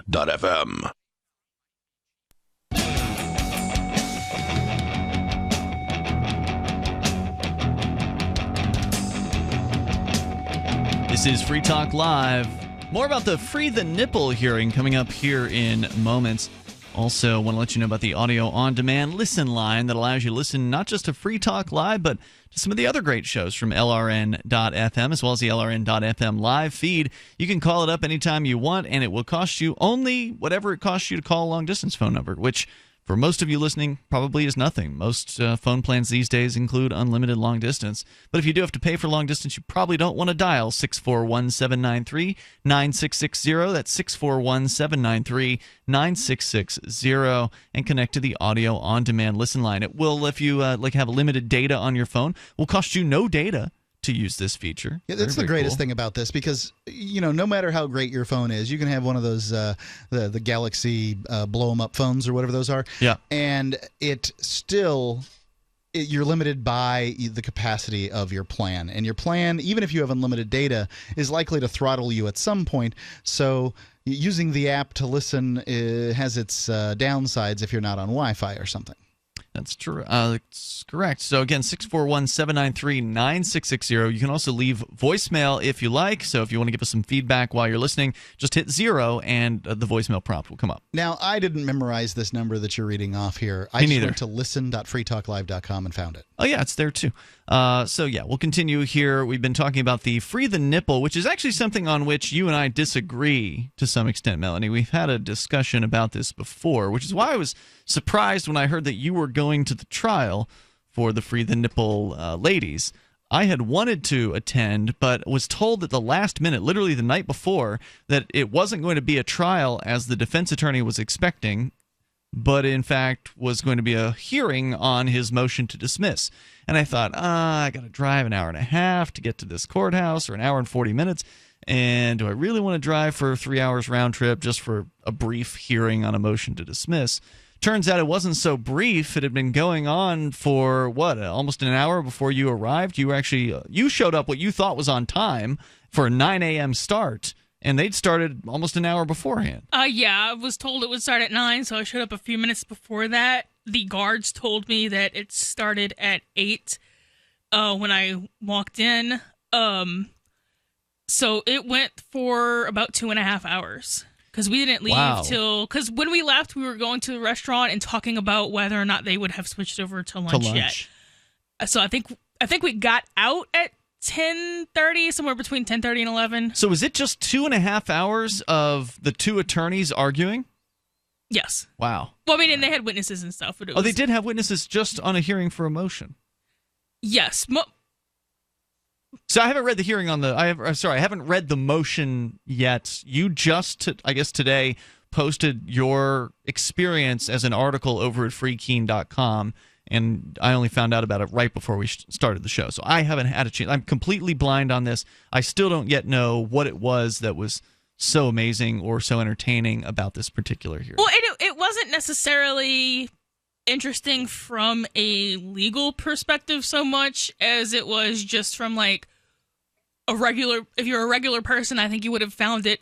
Would have been a few jokes you probably wouldn't get without any kind of legal background, but I think you would have found it as entertaining as I did, just from like the ridiculousness of the topic perspective. Okay, so it was the hearing on the motion to dismiss. So basically that's when the defense attorney writes a motion saying for some reason pursuing these charges is not legal, essentially.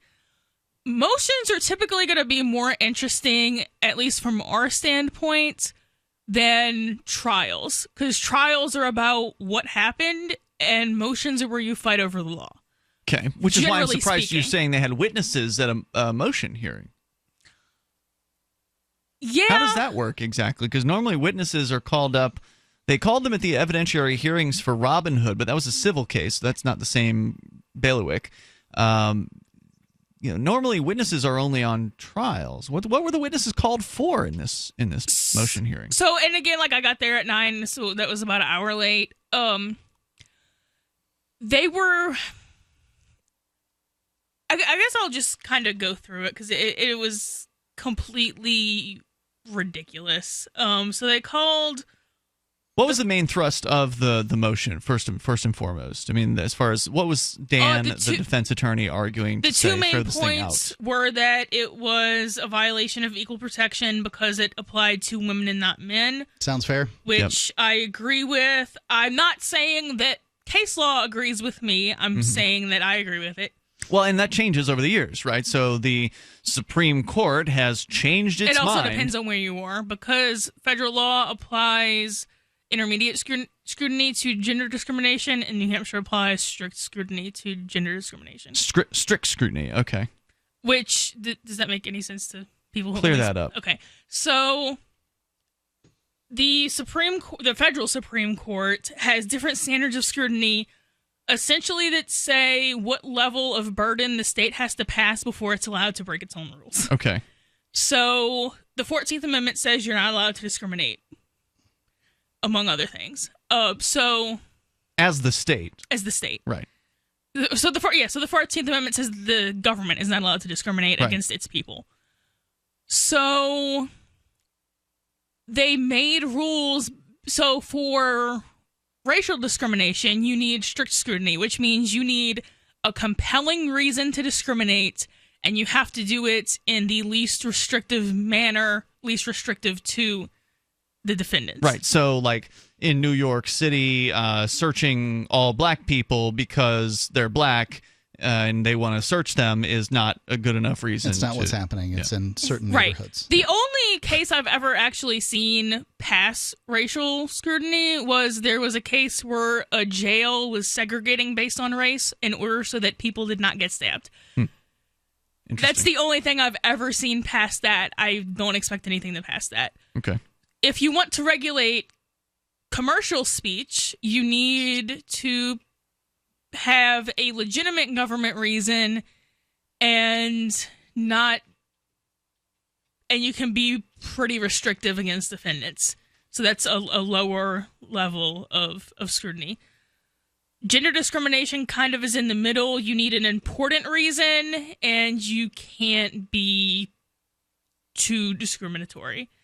It's intermediate scrutiny isn't the most solidly defined in case law, probably because they kind of made it up and stuck it in the middle. Well, they've made all this stuff up. Well, I mean, they've made it all up, but yeah, it's newer, I guess. But, what's the important reason for this law? To protect the children? I mean, that's ultimately what some of the complaining parties said at the first trial. Was public health, safety, and morals. Public health. Okay, I don't think that anyone's health is going to be in danger by someone's boob being out on a beach. Safety? I guess you could argue that someone could be distracted by looking at some breasts and therefore, like, crash a bicycle or a car or something like that. And what was the other one? Safety, public and health? morals. And morals. Yeah, that seemed to be the real thrust of it. Barely even a legitimate government interest, much less It's an an important old one. government interest that if they keep on pushing, they're going to keep on losing because the government doesn't have any business enforcing morals. We're going to continue This here. is like the guy out measuring the height of bathing suits. This is exactly like that. It's still happening today. The toll-free number is 855-450-FREE. That's 855-450-3733. More from the Free the Nipple hearing, and we'll continue that. Also, a full article by Melanie is up right now about it at freekeen.com. This is Free Talk Live. Worried about lead, fluoride, and other contaminants in your drinking water? Get a ProPure with the Pro 1G 2.0 cleanable reusable filter and remove up to 200 contaminants. Drink water the way nature meant it to be. Clean, crisp, and refreshing. See the complete line of ProPure products, including the new ProMax shower filter. There's a ProPure for you. Visit your authorized ProPure dealer for details or ProPureUSA.com. That's ProPureUSA.com. Why be held hostage by your wireless carrier for 2 years? What if you had no contract, no activation fees, no hidden costs, tracking, tracing, harvesting customer data, or draconian gimmicks? All on America's largest 4G LTE, GSM, and Sprint networks. Introducing Pix Wireless. Activate your Sprint, AT&T, or unlock GSM phones with Pix and choose from an arsenal of monthly plans or build your own. Starting at only $2.99 per month. Get connected now. Call or click 1-866-205-9513 or PixWireless.com, spelled PIXWireless.com. Pick Pix and get connected today.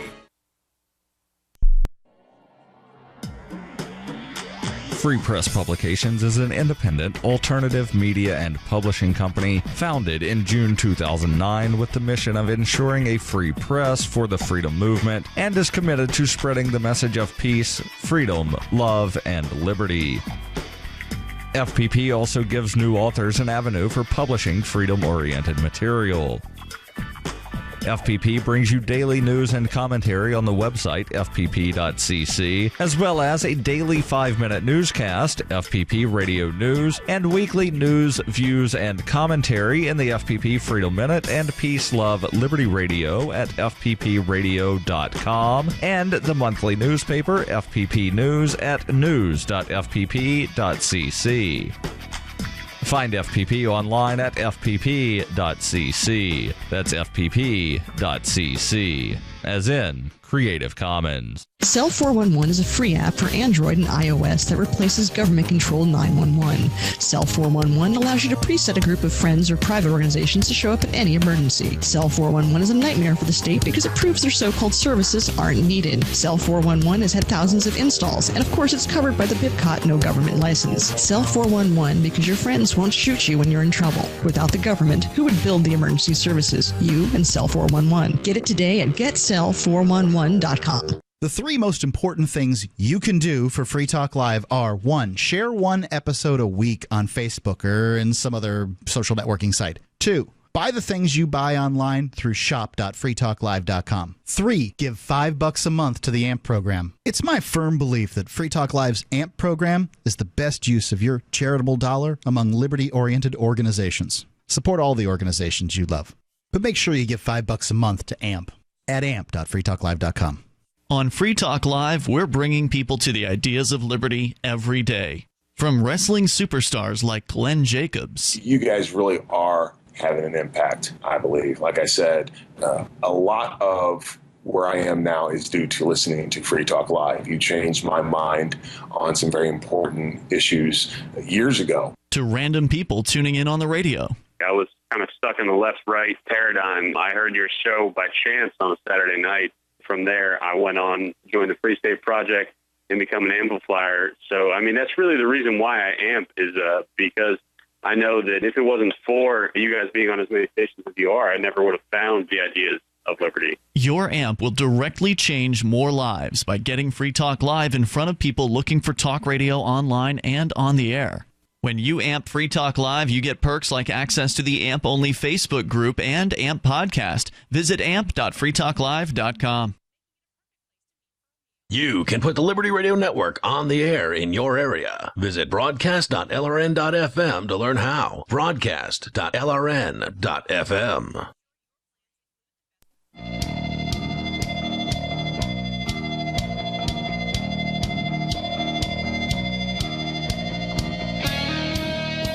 It is Free Talk Live. We're talking boobies. Female ones that have been exposed on a beach in Laconia, New Hampshire, targeted by police, arrests made, or I guess tickets issued, which is technically an arrest, I think. No, they arrested him. Oh, they actually did arrest them this time. They arrested at least 2 of them. Oh, wow. Okay. I'm sorry. I misunderstood that. Because the first time they just ticketed, made them put their shirts back on it. But that was a different beach. So I guess the cops, it's up to their discretion whether they're going to put you in handcuffs and take you down to the station or not. They probably could have just issued them tickets, given that they are just town ordinance violations. But ultimately, a lot of times if you don't cooperate with the police, if you don't give them your name, they're going to arrest you. Otherwise, they'll just fill out a ticket and send you along your way and figure you're going to take a plea deal. In this case, these ladies did not take a plea. They went to court. You went to the motion to dismiss hearing that happened last week, Melanie, and you wrote up a piece about it. We'll get back into that here in moments. But I also want to let you know that healthcare is all messed up in the United States, and we need a healthcare system that focuses on health, not sickness. Now, sure, health insurance pays for treating sickness, but it gives you nothing for being healthy. And doesn't that incentivize illness instead of health? Well, there's a free market healthcare company that can give you freedom from health insurance. It's healthexcellenceselect.com. They give you a proactive health assessment daily and no charge 24-hour access to doctors. HIPAA has messed up medical records so much that one doctor doesn't know what the others are doing. How about a medical information card that you can give to EMS, first responders, the emergency room, or whatever medical professional you want? Check them out now at healthexcellenceselect.com. Any kind of doctor, traditional, integrative, chiropractic, acupuncture, and massage. You'll love the service and price. healthexcellenceselect.com. As we continue, Melanie, you were going to get into some – you actually took notes, I guess, of some of the ridiculous things that were said during this hearing. You said it was incredibly entertaining, the most perhaps entertaining court hearing that you've ever experienced, and you actually went to law school, so you have a little bit of experience in these areas. So it was the motion to dismiss as filed by the defense attorney in the case for the 3 ladies with – what was the actual criminal charge? Was it exposing one's nipples, or like it was indecent exposure, I think, is the name of the statute, but it was whatever Laconia's nudity statute is. I think it's indecent exposure. Okay. And they were facing town ordinance, which means like a maximum fine of $1,000 or something like that. I forget what the maximum fine is for town ordinances, but no jail time prescribed. He motioned to dismiss based on equal protection, meaning discrimination, because they were women, and because of the no home rule, and because Laconia has no right to have this ordinance on their books in the first place. I guess I didn't really explain what home rule was. Yeah, I kind of touched on it briefly earlier, but essentially what it means is that the local town or cities in New Hampshire can only do what is authorized by state statute. So the state representatives have to pass some sort of statute that says, okay, towns, if you want to regulate people being topless or women being topless or the state of clothing that people have, now you can do that. We have authorized you to make that choice. And then each town or city could decide to regulate that or not. And since that does not exist in the state statutes of New Hampshire, that authorization does not exist, any town that makes that illegal has a unconstitutional or illegal statute or ordinance in this case on the books, and they should be overturned. So that's what that means. And there's a lot of people who love the idea of home rule, and they want to have their towns have the ability to do this because their argument is, well, government should be local. We should be able to have whatever rules we want to govern ourselves locally. And that sounds like a strong argument.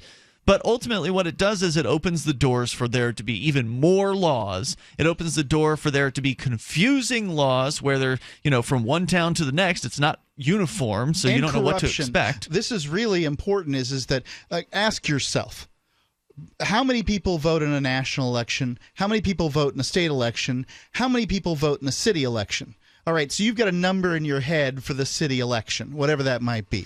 If maybe it's 10%, maybe it's 5%, maybe you're nutty and it's 15%. Now, of those people that are voting in the city election, how many of them know what they're doing? How many of them know who they're voting for. I'd say it's more likely that someone voting in a city election knows what they're doing. Because look, man, I've voted when I've gone to vote. There have been all kinds of things on the ballot, and I have voted. Oh, I remember McLeod's name. I'll vote for him. Like I literally have voted for people's names based on recollection. I know nothing of these people at all. So there's at least there's some percentage of ignoramus factor. Oh, no doubt. I just don't know what that percentage is, and all I was saying was I think there's more ignoramuses voting in a national election than in a local Well, let's election. say this. There, in every... Because you have to, at the very least, know when to go and vote for a local election. Well, that much is true, but not every local election is simply local. Many times they're city and those kind of things, too, which drives up the numbers because local people often, we want more participation, that kind of thing. But... If you've got these people going in any group, there's a median, right? There's an average of people who know what they're doing versus people who don't know what they're doing. There is an average, and there are therefore by definition half of the people are below average. No, that's not what an average is. Yeah, that's a median. Okay, what do you mean? Half of the people are below and half the people are above? Correct. No, a median does not define a median. We can go through the numbers. You can have a whole bunch of people collected in one area in a median, and then one number that's way out and it throws a median off. An average is you take the number. You divide the total by the number of people. So half of the people have to be below average. Well, that's not mathematically true, because if you have an outlier on one end or the other, that will throw off an average. Yeah, the outlier throws off averages. Half of the people in a group are below average, is my claim. That is the definition of average. Don't think yes, so. No, it's not. It is. Okay, you take an average of three numbers. You take 1, 2, and 3. You add them up to 6, and then you divide 6 by 3, and you get the number 2. That is an average. A median, on the other hand, will take three numbers, say 1, 2, and 11, and then come up with the middle point in between those. A midpoint that represents those three numbers. Right. So an average, by definition, means half of the people are below average. There is no instance when you have an average where half the people are not below, unless you're talking about an odd number, in which case slightly less than average, than 50% of the people is below average. The smaller the number, the more likely that is to be the case. So, for instance, when I had the numbers 1, 2, and 3, 2 was in fact the average, so 2 couldn't be below average, so only 33% were below average in that circumstance. But if you had 4 numbers, half of the numbers would have to be below the average. Well, the mean, sometimes called the arithmetic mean, let's see, the mean is the set of all numbers in a set divided by the amount of numbers in the set. The median is the middle point of a number set in which half the numbers are above the median and half are below. Okay. So I just don't think you're right about that. All right.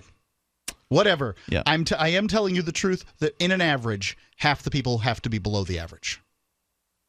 Yeah, I just don't know about that. Anyway, let's go on here. The toll-free number is 855-450-FREE. What does that have to do with home rule? You were going to somehow tie in the amount of people voting. I have no idea. I'm derailed at this point. Home rule. So when you have a city, half of the people in a city election are, ignoramuses, essentially. They're below average in their information.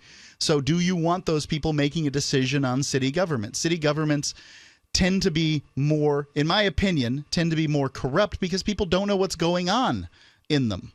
They're not getting the news.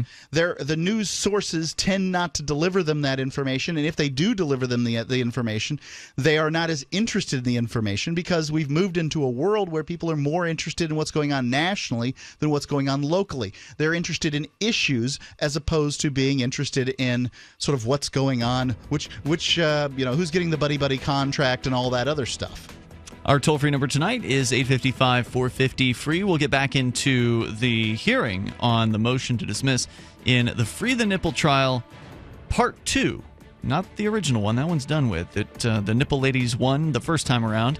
No verdict as of yet as far as the motion to dismiss is concerned. We'll let you know when that happens, and we'll continue with the discussion here in moments. And why was it so ridiculous? We'll find out. You've said it yourself. We need a healthcare system that focuses on health, not sickness. Health insurance pays for treating sickness but gives you nothing for being healthy. There's a free market healthcare company that gives you freedom from health insurance. They give you a proactive health assessment daily, no charge 24-hour access to doctors. Check them out right now at healthexcellenceselect.com. Any kind of doctor, traditional, integrative, chiropractic, acupuncture, and massage. You'll love the service and price. healthexcellenceselect.com. healthexcellenceselect.com.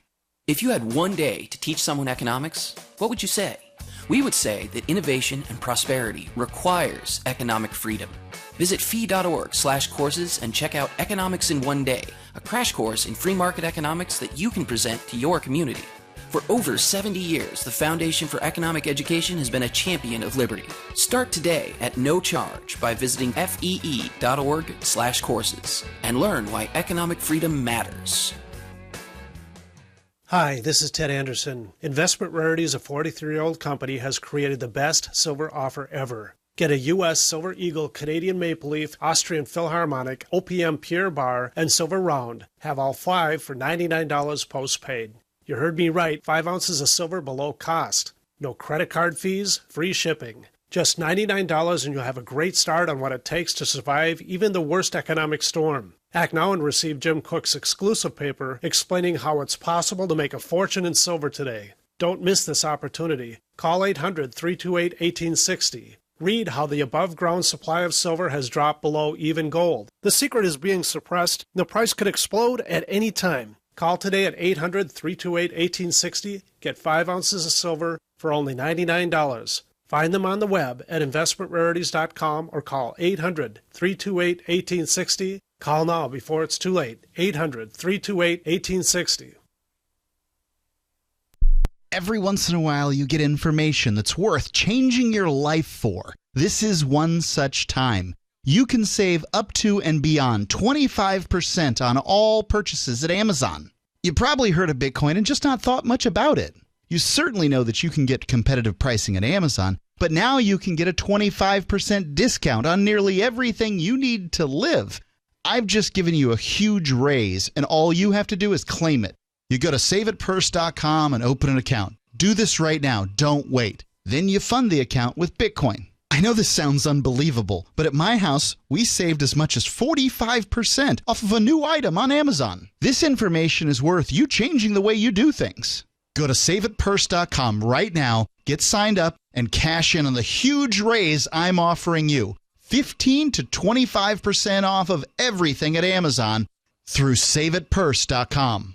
It's saveatpurse.com.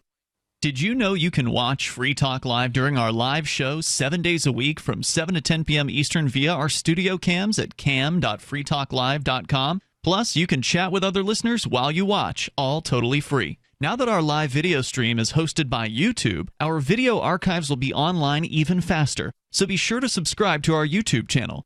Listen, watch, and chat all free at cam.freetalklive.com. That's cam.freetalklive.com.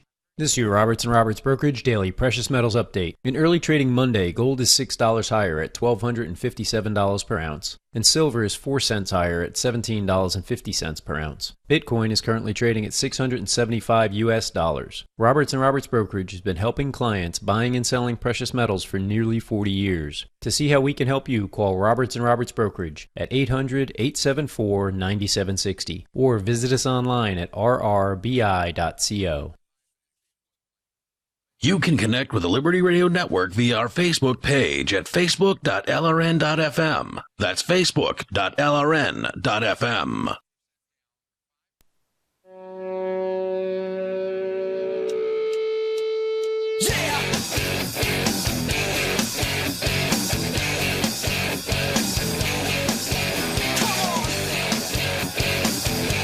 This is Free Talk Live, and you can bring up anything that you want here toll free.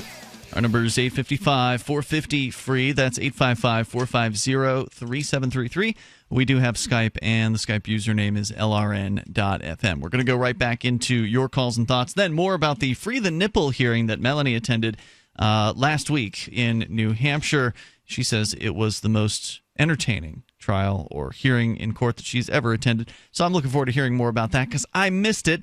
If you've got Bitcoin, though, we want you to download the official wallet of Free Talk Live. It's called Jax, and you can get it for free at the Jax website, which is jax.io, jaxx.io, and also the Google or Apple app stores. You go and download it, install it, and now you have the ability to hold Bitcoin as well as Ether and Litecoin and Dash and I think the new Rep tokens for Augur. There's different cryptocurrencies that you can use this for, and they're going to be adding more currencies soon. In fact, there's, I believe, I've heard Monero is coming soon as well, which we'll tell you more about that here in a little bit. I've heard similar news. Shapeshift integration is right there in the wallet, which means you can easily exchange between the currencies without even leaving the Jax wallet, which is awesome. It was created by Anthony DiOrio. He is a Free Talk Live listener and one of the founders of Ethereum. It's also super easy to back up your wallet and recover your funds with Jax. Remember, you've got to treat your Bitcoin wallet like it's a bank account. You've got to take that level of seriousness about the security there. So you always want to have that backup just in case something bad happens to your phone. You know, you could drop the thing in the toilet or something awful could happen to it. And if you've got the backup phrase, you're good to go. You can always install Jax somewhere else and get your Bitcoin there. So, Jax is striving to give you command over your digital life, coins, contracts, currencies, identity, and more. It's your digital command center in the palm of your hand. Jax is the official wallet of Free Talk Live. jaxx.io. Plus, it's cross-platform, so if you want to, you can have it on your Windows, Mac, or Linux machine in addition to your smartphone. It's all free at jax.io as we go to your calls and thoughts. TJ the Spy is in Colorado. You're on Free Talk Live. Go ahead. Hey, brother, how's it going? Hey, Dad, how's it going? Hey. I had to come in. I heard some math talk, and I'm like, gosh darn it, if you two don't know what the heck you're talking about, will you at least look it up? I'll admit that I've had some difficulties with sort of averages and means throughout the we were talking about medians. Median and mean and that sort of thing throughout the years. But I am still this confident. Is one of those things that people, mathematicians, I think we're the only people who get upset about this, but the difference between the average, the mode, and the median and the mean and what they mean. So a lot of times people say average, and the other term we use in mathematics is arithmetic mean. That's the one thing. The mode is the most common thing. It's the most common element in your distribution. And then your average is just your weighted sum. We all kind of know what an average is, right? But the median. Well, apparently Mark doesn't really know what an average is. I just told you what an average is. Right, but and you're so confident about it, that's why it was throwing me off. But you're not correct about that. Well, in any group of people, the average is not. Half of the people are not necessarily above or below the average. An example that I could give you is if you have 10 people, and let's just say they all have a 10 IQ, and then, 9 out of 10 have 10 IQ, and then one of them has a 1 IQ. That's a total of 91 divided by 10. That would mean that more than half of them are above average. You're right. Case. Yes, that's actually, we can create an artificial distribution. So Mark is correct when you're talking about IQ because intelligence is what's called normally distributed. It's a symmetrical distribution. If your probability distribution is symmetric, then the mean and the median, so mean and average are the same thing, but your mean and median are the same thing. But technically, for any distribution, your median is the point where 50% of your animals or whatever you're testing are below that point and 50% are above that point. And I can construct any number of things where the average is far above the median or the median is far below the average. But if you want to be technical, in any group of people, 50% of the population are always below the median. But that doesn't sound as catchy because people are like, what's the median? Then the joke is not as funny. So I usually, for comedians, I say go with, 50% of the population is always below average in intelligence because that is true.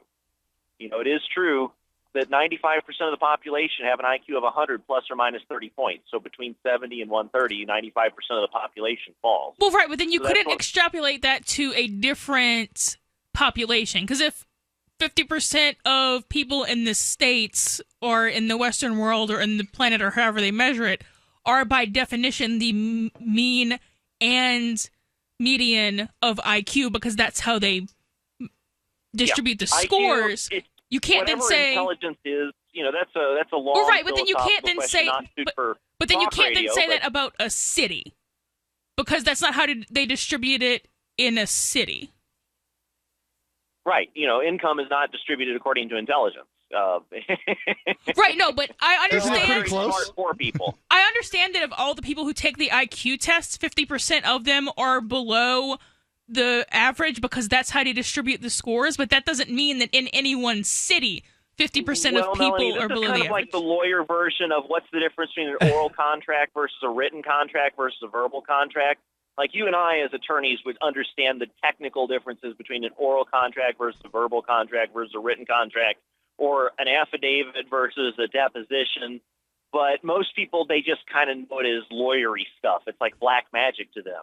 And that's kind of one of the things with mathematics. That to a lot of people, it's kind of like black magic. In fact, I just realized I was on the holodeck, the Star Trek holodeck, because I pulled out my phone and said, "Computer, where am I?" And it said, "You are located in Aurora, Colorado." And I said, "Where's the nearest pot shop?" And it said, "It is 2 blocks east of you." And I'm just like, sometimes Star Trek actually does come to life, man. It's just so beautiful to walk around town. And the computer tells me where to go. The computer helps me price shop. If I say, "Where's the cheapest place to get Mexican around here that won't give me food poisoning?" Yelp will tell me that kind of stuff. Well, hey, welcome back to the show, TJ. It's great to have you here. And in case anybody, doubts your ability with numbers, 3.14159 159-265-358979-323-846-264-338-327 That's good. 950-288-4197-16510-582-0974-944. If you need me to memorize more, I'm always willing to do so. I love that. That's one of my favorite tricks. Yeah, TJ is a does. mathematician, and you can look that up if you go on the internet and replay this over to check it if you feel like. School is, I just love mathematics. I mean, stoned, drunk, high on any drug you can think of. One of my favorite things to talk about and share is mathematics. And I know that's probably utterly strange to normal people. And James just has to tolerate it. He's my husband, so he knows that every now and again I'm just going to start ranting about fast Fourier transforms or, Perl. So we're actually learning how to code together. He finally realized that he loves computers, and I was glad that I was able to help him share that. And he has a job now. He's working at U-Haul. Oh, wow. There's a ton of jobs out here. Like, it is amazing. You come out here and you're like, something is incredibly different about the economy out here because every place you go is hiring. And he got a job about this place. one day. There's jobs all over the place here. Well, more so than Keene even. And all right, it was I'll like take your word for it. different kind of. There was high-tech jobs, there's manufacturing jobs, there's education jobs, there's medical jobs, and there's also just a lot of the support sector jobs, so like waiter, manager. Aurora, Colorado has more than 10 times the population of Keene, so obviously there's going to be 10 times as many jobs. More opportunities and more of a variety one of of the them. guys said ever since we legalized pot, we have 13,000 people moving, and the economy's growing like crazy. Oh, So I the bet. rents are- I bet. I mean, and they've got billions so of. it's nice to see the market working. They've got you have like really expensive housing, but there's expensive like the soda sofa. So I said, yeah, life's kind of like South Park in many ways, and that's one of the great things. Is I said, I'm walking out here, I'm not afraid of getting arrested. I'm minding my own business. I'm saying, how do you do to all my neighbors, and it's quite enjoyable. Well, cool, man. So you and James, for those that don't know, longtime co-hosts here on Free Talk Live. You're kind of taking some time off from. We miss you. From being up here, and yeah, we sure do miss you. And TJ, say hi to James and enjoy the rest of your time out there. Look forward to hearing from you again. We will do that, Thanks. sir. Thanks for the call Peace, tonight. love. Yep. And now we go to one of our other favorite gay guy co-hosts, Derek J. Freeman is on the line. A remarkable number of Hey, them. guys. Hey there. Wow, TJ the Spy is way above median. Am I right? I mean, only low median people still use the expression below average. Right. I feel Mark on the below average thing. That triggered me because I was like, that's the expression we use, and we know what it means. It means, below the half. That's how he means it. Right. I was just wrong. And but it's an inaccurate expression. It's not that it's true. Yeah, you're wrong, but are we ready to start changing our vernacular to reflect a more accurate expression? I am. I'm ready. Yeah, let's do that. Below median. Derek J., if you've got more to say, we'd love to have you do it. Stand by. If so, Derek J. Freeman, the host of Cop Block Radio. He's back hosting Cop Block Radio, which I'm excited about. Also, of course, Flaming Freedom, the premier liberty-oriented LGBTQ, etc., show. We'll continue with Free Talk Live. Coming up. For Bitcoin to be ubiquitous, people need to use it. For people to use it, they must have it. How can we get Bitcoin into more hands? Well, tipping might be a great way. What if you could include a bonus Bitcoin tip along with your regular tip to a server? What if that Bitcoin returned to you if unclaimed after 30 days? An attractive business card-sized Bitcoin tip that is easily claimed, gives instructions on wallets, spending, and returns to the user if unused? Tip.freetalklive.com. Tip.freetalklive.com. Via BTC is the 5th largest mining pool in the world by hash rate distribution. They recently announced they had officially mined their first Bitcoin Unlimited block on October 10th with a Coinbase size vote of 2 megabytes. Almost immediately after Via BTC's appearance at Roger Vere's free speech party in Milan, Italy, the pool announced they would be allocating 100% of their hashing power to mining Bitcoin Unlimited blocks. The team has confirmed they are running Bitcoin Unlimited. To learn more, go to news.bitcoin.com. For Bitcoin to be ubiquitous, people need to use it. For people to use it, they must have it. How can we get Bitcoin into more hands? Tipping. What if you could include a bonus Bitcoin tip along with your regular tip to a server? What if that Bitcoin tip returned to you if unclaimed after 30 days? An attractive business card Bitcoin tip that's easily claimed, gives instructions on wallets and spending, and returns to the tipper if unused. Tip.freetalklive.com. Tip.freetalklive.com.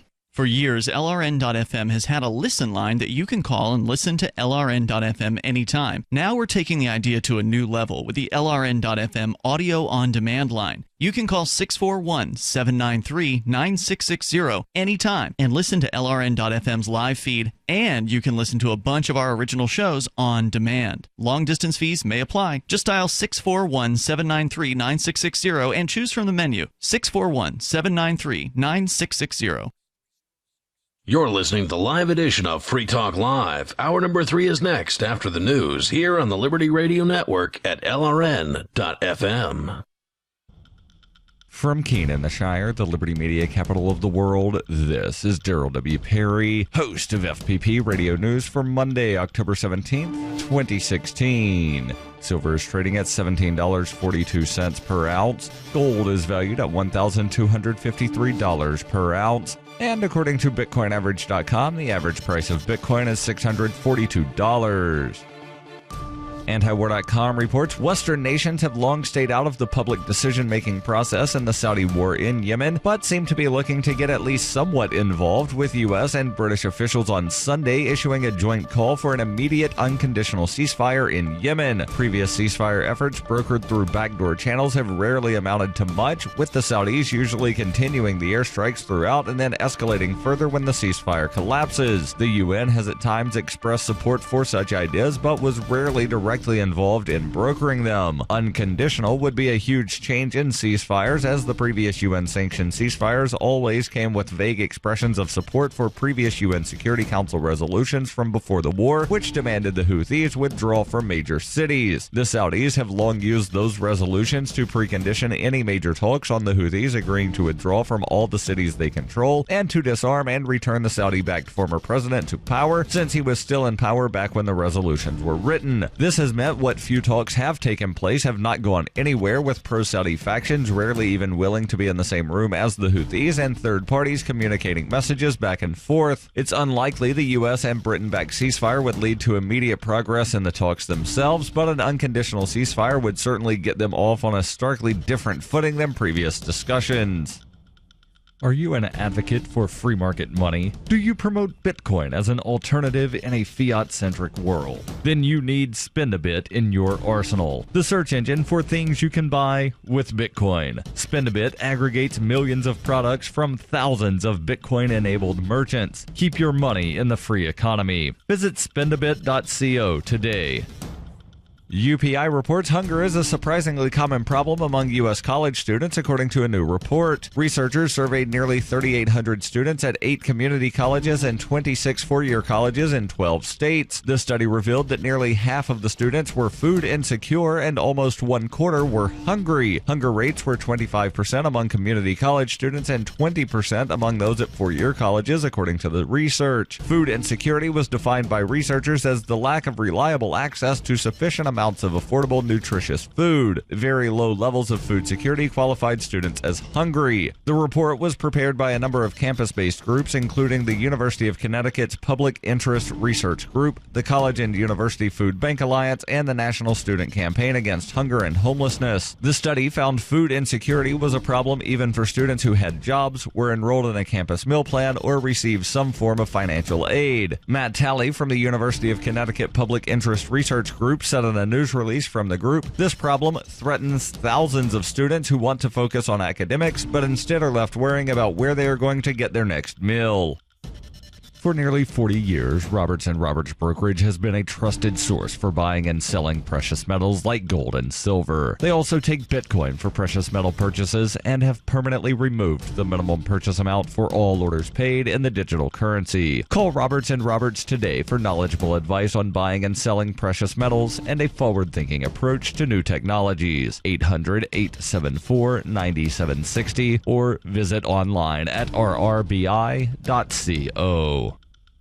Reuters reports North Carolina emergency officials have estimated that the destructive and deadly Hurricane Matthew caused $1.5 billion worth of damage to more than 100,000 homes, businesses, and government buildings in the state. The state's Department of Public Safety said in a news release on Saturday that county and state officials were still surveying the damage left behind by the storm. The department also said more than 33,000 applications for individual assistance to FEMA have been filed and $12.4 million have been approved. The death toll from Hurricane Matthew stands at 26 in North Carolina, with 2 more bodies recovered on Saturday as some of the floodwaters receded. More than 30 deaths in the United States have been blamed on Matthew, which dumped more than a foot of water on inland North Carolina last week. Before hitting the southeastern U.S. coast, the fierce storm killed about 1,000 people in Haiti. On Sunday, North Carolina's Public Safety Department forecasted that all rivers will be below flood levels by October 24th, though there was still major flooding in several areas. This has been FPP Radio News, online at fppradio.com. A new report released this week has found that nearly 3/4 of sleepaway campers' parents are currently using their children's time away from home to take the first steps towards filing for divorce. With 46% of campers' moms currently staying with their sisters while they try to figure it out, and 38% of campers' dads sleeping on the living room couch and staring at the ceiling for hours before falling asleep. Most campers are, at this precise moment, wholly unaware that their fathers are looking for temporary sublets and are experiencing a level of carefree, joyful buoyancy that experts say they will never feel again. The majority of campers currently have, on average, 16 days until their lives come crashing down around them, at which point their parents will pick them up from camp, drive them to a restaurant, and then break the news that while they'll always be a family, they won't be living together anymore. I love camp this year. It's so much fun. Mom sent me so many care packages. Dad even sent one. It's awesome. This is the Onion News Network.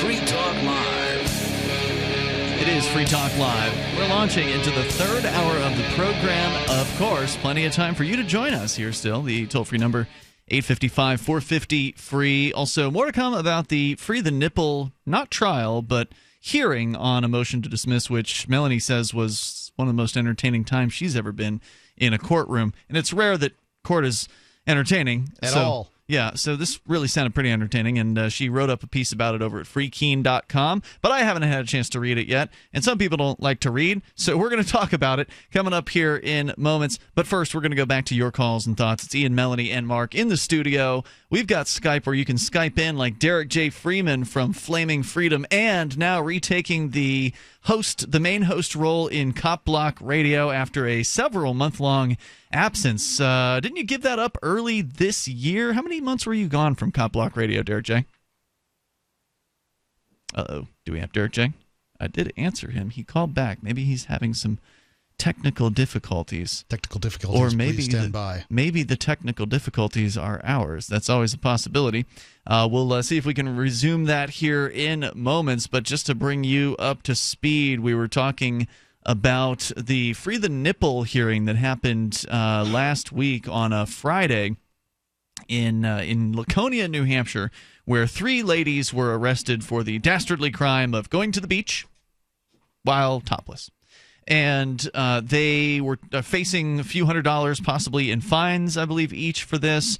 Ultimately, they have an attorney who defended some of the ladies last year on similar charges at a different beach in New Hampshire, where, for those of you who are just tuning in, New Hampshire does not have what's called home rule. So these different cities and towns are not authorized by the state to have ordinances against female toplessness or any toplessness whatsoever, but yet they do. So they have illegal ordinances on the books, and that's what they were enforcing in this case. And so he was motioning to dismiss based on that and based on the discriminatory aspect of, well, you're not banning men from being topless. What does a statist do in this circumstance? When hopefully lose. Town has a law against... when a state has a law against a town having a law against something that's impropriety, right? A woman not wearing a shirt. It's clearly not equal protection under the law, but it's impropriety. What does a statist do? Does a statist side with propriety, or does the statist side with the law? Because in the law in this case, apparently every one of the people who voted for this law to not have, to disallow women from being topless in that town, those people should be, from best I can tell, I don't know, when people violate law, they should be harmed, right? I mean, that's what the law does to people who violate it, but they're not going to be. What does the statist do in that circumstance? Let's see if Derek J. is back with us here. Derek? Hey, well, there's a lot going on the Seacoast. This activism happened out here in New Hampshire, and there was a... I've heard the Seacoast is the new Keene. Can you confirm or deny that? By the way, it sounds like you're having some microphone issues again. So we did have you, and then right in the middle of whatever it was you were saying we no longer have about the Seacoast, you unexpectedly cut off. So just feel free to rejoin us when you can get the mic back up, because I always love to have Derek on the show. He's one of my favorites. So you were in the courtroom. You actually, unfortunately, arrived late, although you were on time, because you were told that it was a 9 o'clock start, and generally court is a 9 o'clock start. Although the judges are in the building before 9 a.m. It's very rare. Right. And usually if they tell you it's 9, I mean, I try to be there by 9 anyway.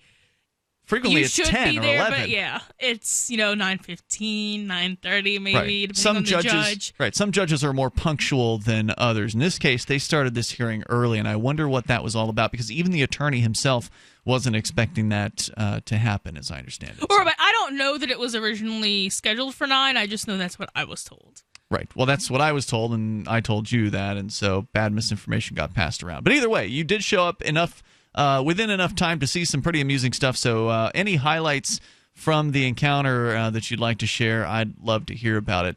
And again, for those of you who would prefer to read more about the story, Melanie did a full write-up over at freekeen.com. Unfortunately, I didn't attend because I figured it's just going to be a quick motion on, to dismiss. They're going to, one side's going to state their argument, the other side's going to state their argument, and the judge is going to retire for the day. But that didn't happen. This was like a 2-hour-long hearing. Right. Yeah, they had, I think, 4 witnesses after I got there. So it was basically the hour and a half I was there questioning a bunch of grown people on how do you know the difference between a male and a female. Woman. Excellent. Which is just... Are we talking about police? Is that who's being questioned? 2 police and 2 lay people. Okay. It's good stuff. So the polices and the snitches. No, so it was the people that called the cops? Yes. Got it. So they were ready to go to trial, too, it sounds like, because you're not going to call in witnesses with the expectation of having a motion hearing. Generally, witnesses show up for a trial, so I think it sounds to me like they were planning for a trial. Unless you call witnesses for a motion if you have a need to do that. Okay, I've just never seen it happen before. I'm not saying it can't happen. Obviously, it did happen, but I've never seen that happen. And there can be kind of collateral issues of fact or straight-up issues of fact in a motion. Motions are generally speaking more about law, where trials are generally speaking more about facts. You're not going to have witnesses at every motion. You're usually not going to have them, but It's not unusual. Okay. In any way. So Sergeant Black, who is the cop who kidnapped at least Ginger, was asked, how do you tell the difference between a female and male nipple? And he said... He sat there for a good while, and the look on his face was just like, how do I possibly answer? Like, because you have to say within, like, the decorum and respectability It's a court of law, right? Yeah. but also give like a factual answer, Right. and it's attached to a woman or a man is how you would answer that question. right. And then he was asked to define gender and families because someone had he testified that there were families on the beach, and he was asked how he knew they were families and how he defines families. Right. The presence of children does not mean that their parents are necessarily. If somebody makes a claim, if a person makes a claim sort of in a legal sphere, they need to be able to back that claim up. So if they claim that families are present, they need to define what a family is. Mm-hmm. Right. Now, and I understand that why this was necessary, but it's just it's funny. Humorous. And this one might not be as funny to everybody else as it is to me. I'm not sure. Okay, so when you question a witness, you have to it's called laying the foundation of their knowledge. So I can't I call Ian Freeman to the stand. Ian Freeman, tell me at what temperature should a nuclear reactor be kept? Why do we know? I have to explain that I've worked at a nuclear reactor or, been nuclear reactor trained or whatever, which is why when they call the police up, they always say, oh, officer, how long have you been with the so-and-so police department? And what are your duties? And they'll ask, in your 10 years of experience of an officer, have you had occasion to come across cocaine or marijuana or whatever is usually is a common thing that you would see them lay a foundation for. So he has to lay a foundation. The prosecutor has to lay a foundation that this guy knows the difference between boys and girls. So he asks the police officer, who's a sergeant, during your 35 years on this earth, have you had occasion to come across different genders? So then... That's good stuff. And he was kind of... That's funny no matter where you're from. He was kind of dismissive about Ginger's arguments when he was kidnapping her. He kind of dismissively referred to it as she began to talk about case law, which that's the law, though, right? Like, that's what's at issue when you're arresting somebody, isn't it? Who cares about case law? So then they called one of the narcs. I'm just going to say her first name just because she's not really a public figure. I have her whole name on the website. I'm weird about that. So Miss Sandra. Hey, lady, if you didn't want to be a public figure, you shouldn't have called the cops on somebody for being topless on the beach, because now you're in a trial which is publicly viewable by anybody. Yeah, I don't know. I try to be feel sorry for people like that. I don't feel sorry. I usually don't feel sorry about prosecutor witnesses at all. I kind of see where these people are coming from a non-insane position. Now, is narc the right word for this? Snitch is the right word for this, narc right? is like narcotics. Narc is generally associated with a narcotics undercover agent, or I don't know. I guess.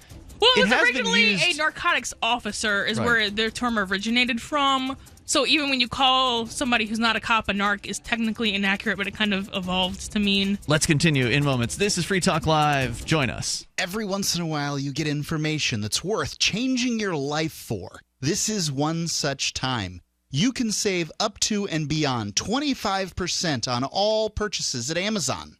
You probably heard of Bitcoin and just not thought much about it. You certainly know that you can get competitive pricing at Amazon, but now you can get a 25% discount on nearly everything you need to live. I've just given you a huge raise, and all you have to do is claim it.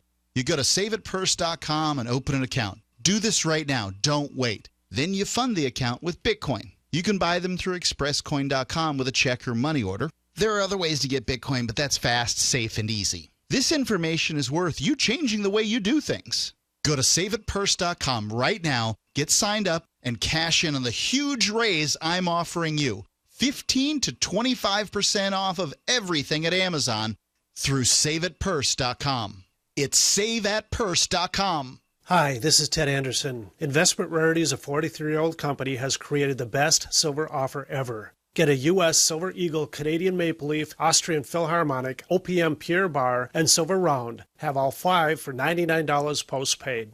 You heard me right, 5 ounces of silver below cost. No credit card fees, free shipping. Just $99 and you'll have a great start on what it takes to survive even the worst economic storm. Act now and receive Jim Cook's exclusive paper explaining how it's possible to make a fortune in silver today. Don't miss this opportunity. Call 800-328-1860. Read how the above-ground supply of silver has dropped below even gold. The secret is being suppressed, and the price could explode at any time. Call today at 800-328-1860. Get 5 ounces of silver for only $99. Find them on the web at investmentrarities.com or call 800-328-1860. Call now before it's too late. 800-328-1860.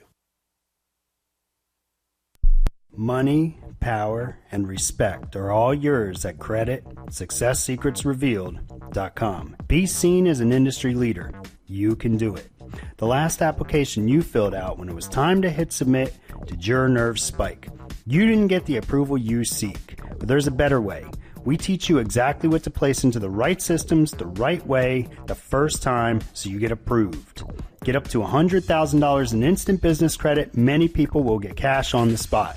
Use those 2 tools in your new corporate credit engine so you can walk into the bank and get your project funded today. It's all about today at creditsuccesssecretsrevealed.com. Credit Success Secrets Revealed is explosive and ignites instant results. Dial 1-800-707-8719. That's 1-800-707-8719. 1-800-707-8719. Or just go to creditsuccesssecretsrevealed.com. The 3 most important things you can do for Free Talk Live are: 1, share 1 episode a week on Facebook or in some other social networking site. 2, buy the things you buy online through shop.freetalklive.com. 3, give $5 a month to the AMP program. You likely buy all kinds of things online. Amazon is the largest online retailer. You can get what you need at the same prices with free Super Saver shipping by going to shop.freetalklive.com. Please do your online shopping at shop.freetalklive.com. We've all heard about blockchain assets like Dogecoin, Ether, and Ripple. Bitcoin isn't the only player in the blockchain game any longer. And for those of us wondering how to get our hands on these digital assets, finally, there's a solution. Shapeshift.io allows you to buy and sell between your digital assets and Bitcoin instantly between your own digital wallets. I've used it with ease. Shapeshift.io. There's no account or email address needed. You send them the crypto you want to sell. They send back the crypto you want to buy. It's that easy. Shapeshift.io. While our satellite channel is free to listen to, it's not free for us. You can help us cover our satellite costs with the chip in on the right side of the page at lrn.fm.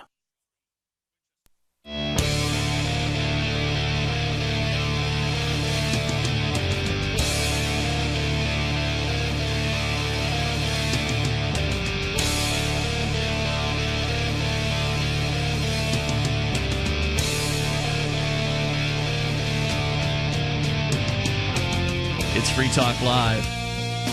And you can join us on the radio waves. You can bring up anything you want. Our toll-free number is 855-450-FREE. That's 855-450-3733. Roger Ver. Now, those of you who've been listening to Free Talk Live for a long time know that name. But if you're new to the show, you don't know who Roger is. He's an early proponent of Bitcoin, or at least you probably don't know.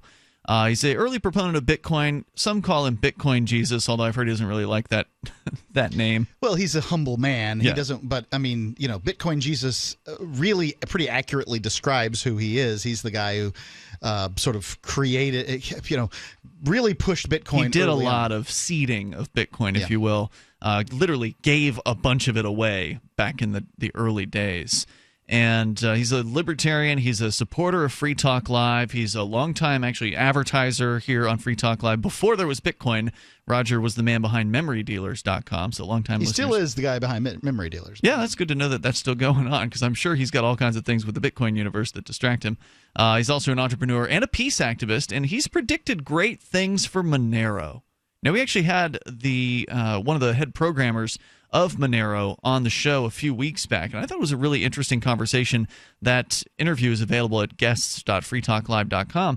But Monero is a cryptocurrency with robust security and privacy features, and unlike almost every other altcoin out there, the competitors to Bitcoin, Monero wasn't actually based on the Bitcoin code. It's true. It's actually coded sort of from scratch, if you will. And people have also now begun trading in Monero on dark net markets. And that's in some way how Bitcoin got its popularity. Veer has predicted a market cap for Monero as high as $1 billion in the near future, and Jax.io is working on incorporating it into the Jax wallet, which, of course, as you know, is the official wallet of Free Talk Live. And once Jax pulls that off, that's going to be a major coup, I think, for Jax, because there really isn't much in the way of Monero wallets right now, as far as easy to use. Like for the average person, the ability to send and receive Monero, they don't really have that yet. You kind of have to be a little more techie to be able to do that in a secure manner. So I'm looking forward to that. You owe it to yourself, if you're into cryptocurrency or into alternative currencies, to become educated about Monero. Now, we're not going to tell you to buy it, but we've got some, and you might want to take a look and decide for yourself. So go check it out at, I believe you don't have it on here, but I think it's getmonero.org. Mark, can you verify that for me? That is indeed what it is, yeah. The address, and I will make a note. But getmonero.org, and of course you can always Google it and read about it. The price is down a little bit from what it was when it peaked. Good time recently, to buy, right? So it may be a good time to buy some of it. So again, getmonero.org. Is that right? That's right. All right. So back to the story here, and then if you want to join us on the phones, you're welcome to. The toll-free number is 855-450-FREE. Melanie's sharing with us some of the interesting lines of questions that were being asked at the recent hearing on a motion to dismiss the case against a few ladies who were arrested for being topless on a beach in New Hampshire. They called up a couple of cops and a couple of the snitches who had ratted these ladies out to the police. And you were about to get into some of the questioning of the first snitch, or one of the snitches. Right, so this was one of the snitches. And so this is... I forgot if she said she was in her 50s or 60s, but she was a little bit older lady, kind of dressed really conservatively. She was shocked. Surprised there. Shocked, I say. Right. She was working with disabled people. She was like pretty typical, like conservative, I guess. Mm-hmm. So she gets on the stand, and they start asking her the difference between boys and girls. I bet she was pretty well disillusioned with the judicial Right. process pretty quickly. The prosecutor asked her if she was a boy or a girl. Wait, the prosecutor did? Yes. Well, to make fun of what's going on here, I mean, you gotta make this seem silly. Well, the prosecutor is Well, I have to not the make it person seem who's trying to make silly. it The seem silly. prosecutor has to lay a foundation, and the prosecutor okay. has to prove that people can tell the difference between boys and girls. So this is an important legal concept. Got it. I don't know if that question was strictly necessary, but the whole "do you know the difference between boys and girls" more or less was from his position anyway. Gotcha. So she testified that she didn't think it was right. They asked her why. She just doesn't think it's right. Just don't think so. She just doesn't think so. When you got kids, she said, but then also went on to say she doesn't think it's right anyway. The defense attorney asked her, is that based on a religious belief? She says, yes, it is. Mm-hmm. So then the prosecutor had to go and kind of save that because that is an utterly illegal basis for a law. Yep, so it then sure the is. prosecutor asks this, like, older religious conservative woman, because he has to get something else out of this other than religious belief. So were you brought up to not take out your breasts in public? Mm-hmm. Just societal norm is what he's shooting at there. Yep, that's what he's shooting at. So then the second officer, Officer Holly Callahan. A female officer. Yes. Okay. It was only male officers in the first trial from last year. Right. So she was asked, are you able to distinguish between males and females, even if they're fully clothed? And what did she say? She claimed she could? She claimed she could. Ridiculous. I'd say these days, nobody knows what male and female is. Exactly. And it went on for, that went on for about 10 to 15 minutes because this was an hour and a half, and the witnesses took up all of the time. There were 4 witnesses. Well, there was a little bit of closing, but... So they didn't call the ladies up there? They probably did, and that was just before I got there. Oh, okay. Got it. So I forgot which witness they asked, but they asked one witness, Could you point to everyone in the courtroom and say if they're a man or a woman? There's about 15 or 20 people in the courtroom at that point. So then they asked. I'm shocked. Shocked, I say. Did they actually go through and say man, man, woman, man? No, I kind of half expected them to, but no, they didn't. Oh, God. So she just said she could point to everyone in the courtroom and say that. Okay. But then they didn't ask her to, so it would have actually been inappropriate for her to. It would have been non-responsive for her to go on, and she knows that. Okay. So then they asked her without the license, because Ginger's license apparently says she is a female. Without the license, would you be able to tell if Miss Piero, I think, was male or female? Officer says yes. Defense attorney says how, which was really weird. And then they had to go through a thing of like how do you tell? There's only one way to tell. I wish somebody told me these days. I just don't know. Well, then they started talking about trans people, so that doesn't always work. Well, because it doesn't say the statute doesn't say, and New Hampshire is pretty, I don't want to say liberal because that kind of has negative connotations, but is pretty liberal on this issue. Yeah. So I don't look at these things as trans issues. I'm not, that's not where I come down on it. What I say is that, biologically, some people are hermaphroditic, right? Mm-hmm. So I know that somebody can look like a woman and have genitalia of a man. Yeah, absolutely. At that point, none of this stuff becomes my business. Didn't you see Derek J. Freeman in the schoolgirl outfit at Halloween a couple of years ago? I don't think I did. No. Oh, you missed out. Toll-free number here is 855-450-FREE. People's parties. 855-450-3733. We'll continue with the Free the Nipple. It's Free Talk Live. Want to build a maintenance-free, low and slow charcoal briquette fire that burns for hours for free? MeatMastersRadio.com will show you how to build a low-temp charcoal fire that's guaranteed fiddle-proof. It's easy and free. MeatMastersRadio.com teaches charcoal barbecue skills on new topics every week. Go to MeatMastersRadio.com. That's MeatMastersRadio.com. Hunters, anglers, campers, and survivalists. Get back to nature. Expand your horizons with the highest quality, most versatile, unique slingshots and sling bows on the market at slingbow.com. Sling bow products are compact and models start from just $17.98. They're perfect for your bug out bag or storing in your vehicle. Give yourself and your loved ones the excitement and tradition of sling bow. A new frontier in archery and truly modern twist on this primitive survival tool. Feel the thrill only at slingbow.com. Understanding your credit score is the first step towards managing and improving it. This is Charlie Sundstrom with your Van Dyke Mortgage Minute. The most influential component of your credit score is your payment history. Almost equally as important is the amount you owe on credit accounts. Also impacting your score, but to a lesser degree, are the length of time you've utilized your credit, the number of new accounts, credit inquiries, and your various types of credit accounts.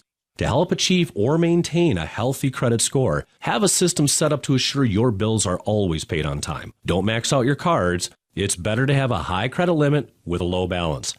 Never close old accounts. The age of these can actually help your credit score. But don't be afraid to use your credit. You need several accounts in order to have a credit score. Just keep the corresponding payments within your means. For your mortgage pre-approval and refi needs, start by visiting VanDykeMortgage.com. Corporate NMLS 3035. Van Dyke Mortgage is an equal housing lender. Charlie Sundstrom, NMLS 134251. There's no better app for tracking the value of cryptocurrencies than CoinCap. I've had a lot of apps for tracking Bitcoin, but none that's ever been able to track 500 digital assets at once. Their best feature is the Altfolio. I love this thing. You enter how many Bitcoins, Ether, Dash, Doge, or whatever else you have, and it tells you how much your crypto is worth. You can watch yourself get rich. If you have crypto, go right now to coincap.io, or you can use the Apple Store or Google Play to get the app. I love CoinCap. coincap.io. If you want to know the latest about Free Talk Live before we go on the air, all you need to decide is how you want it delivered. It's your choice. Visit news.freetalklive.com. You can get emailed announcements and participate in contests via our email updates list. Plus, we have a Twitter account that you can follow and a Facebook page where you can become a fan. So visit news.freetalklive.com to get news about Free Talk Live as soon as it's announced and the way you want it delivered at news.freetalklive.com. That's news.freetalklive.com. The Free State Project has reached its goal of 20,000 liberty lovers who've pledged to move to New Hampshire and get active to achieve liberty in our lifetime. Perhaps you're trying to figure out what part of New Hampshire should be your destination. If so, consider Keene. You'll find more than 150 reasons to move to Keene at move.freekeene.com. Keene is famous for its historic, publicity-generating activism, as well as being the liberty media capital of the world. It's home to freekeene.com, New Hampshire's destination for liberty activism, news, and opinion. For years, we've been compiling over 150 reasons to move to Keene at move.freekeene.com, where you'll learn about some of what's happening here and what makes Keene a great place to live. If you love liberty, you'll probably enjoy anywhere you end up in the Shire. But do your due diligence first. Please visit move.freekeene.com for the full list of over 150 reasons to move to Keene. That's move.freekeene.com. Help get LRN.FM into more ears. Visit promote.lrn.fm for a free bumper sticker, flyers, banners, graphics, and more. Promote.lrn.fm.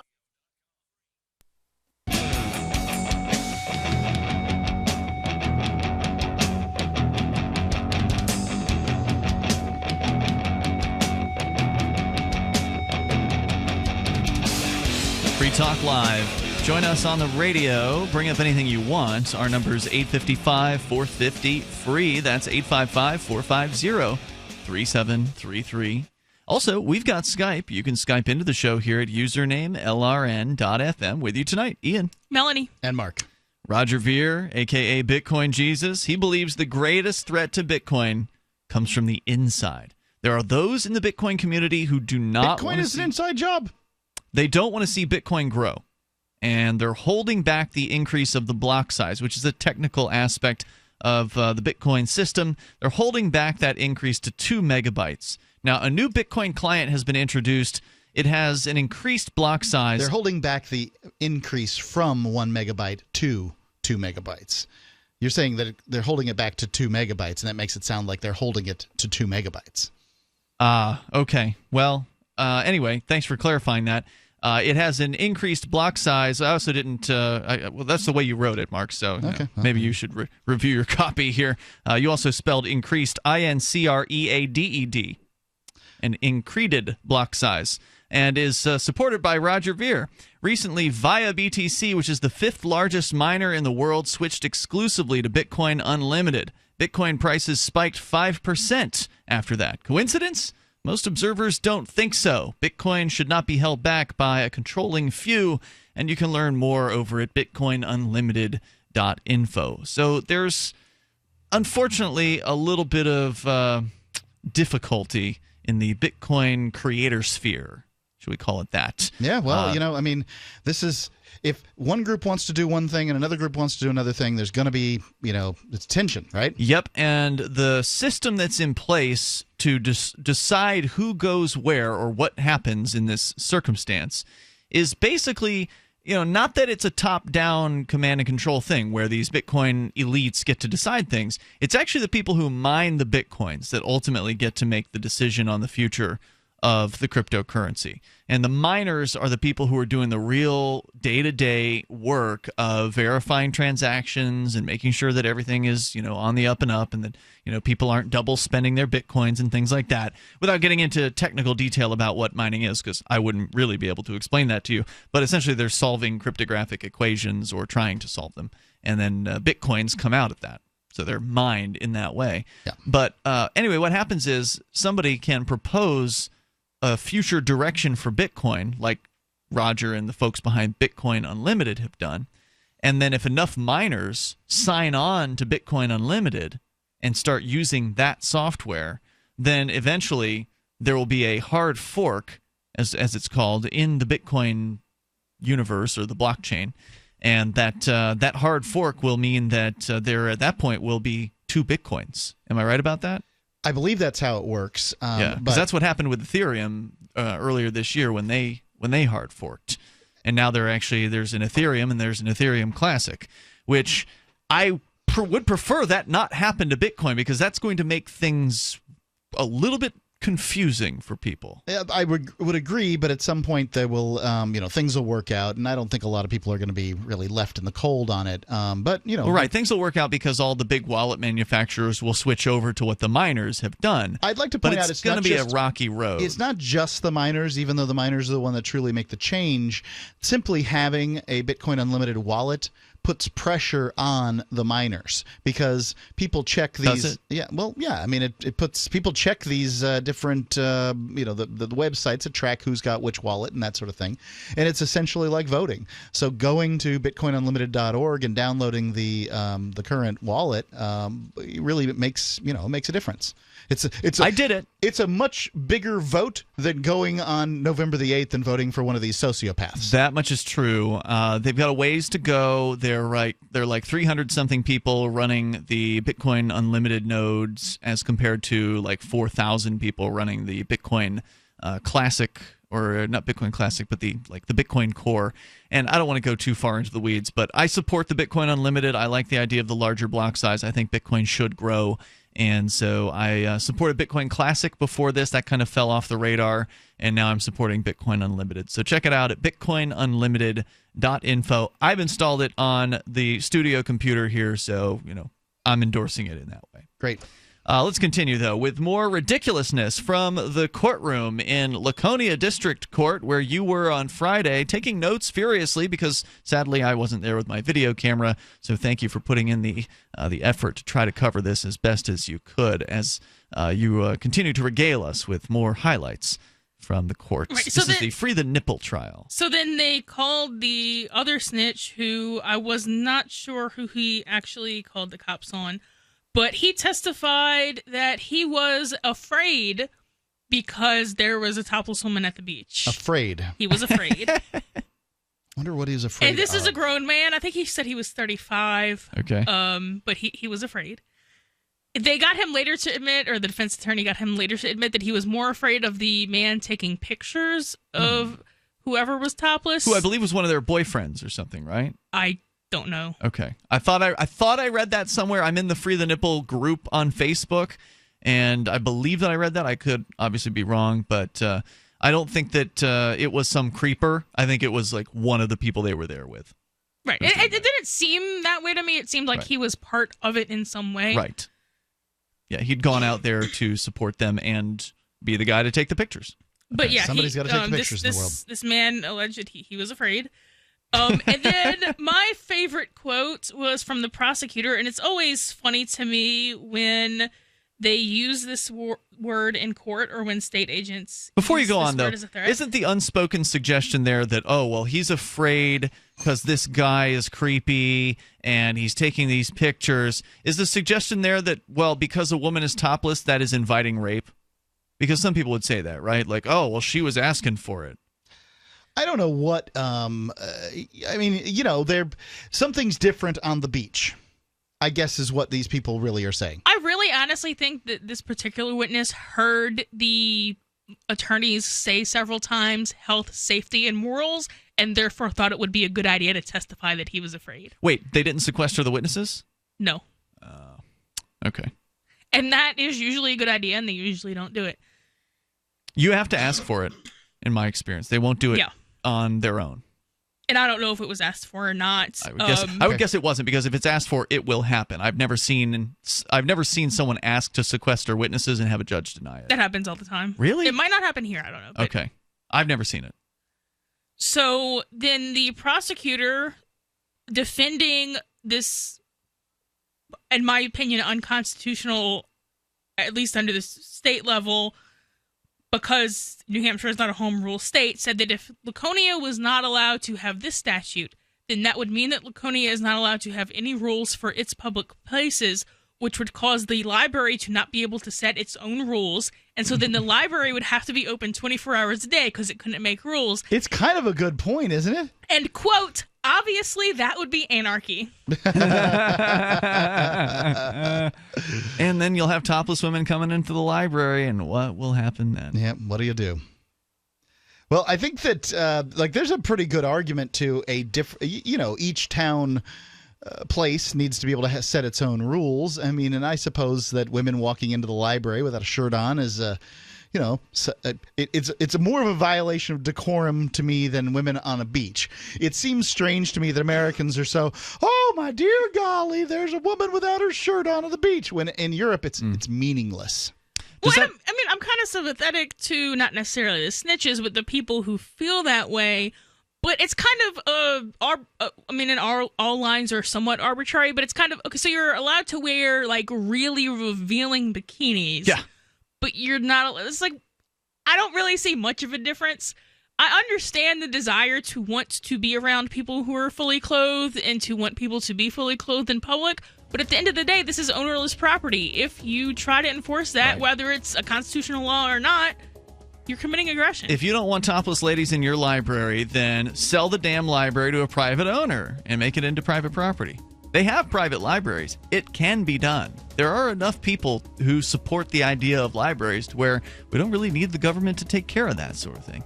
855-450-FREE. You can join us in the remaining moments of Free Talk Live and share your thoughts.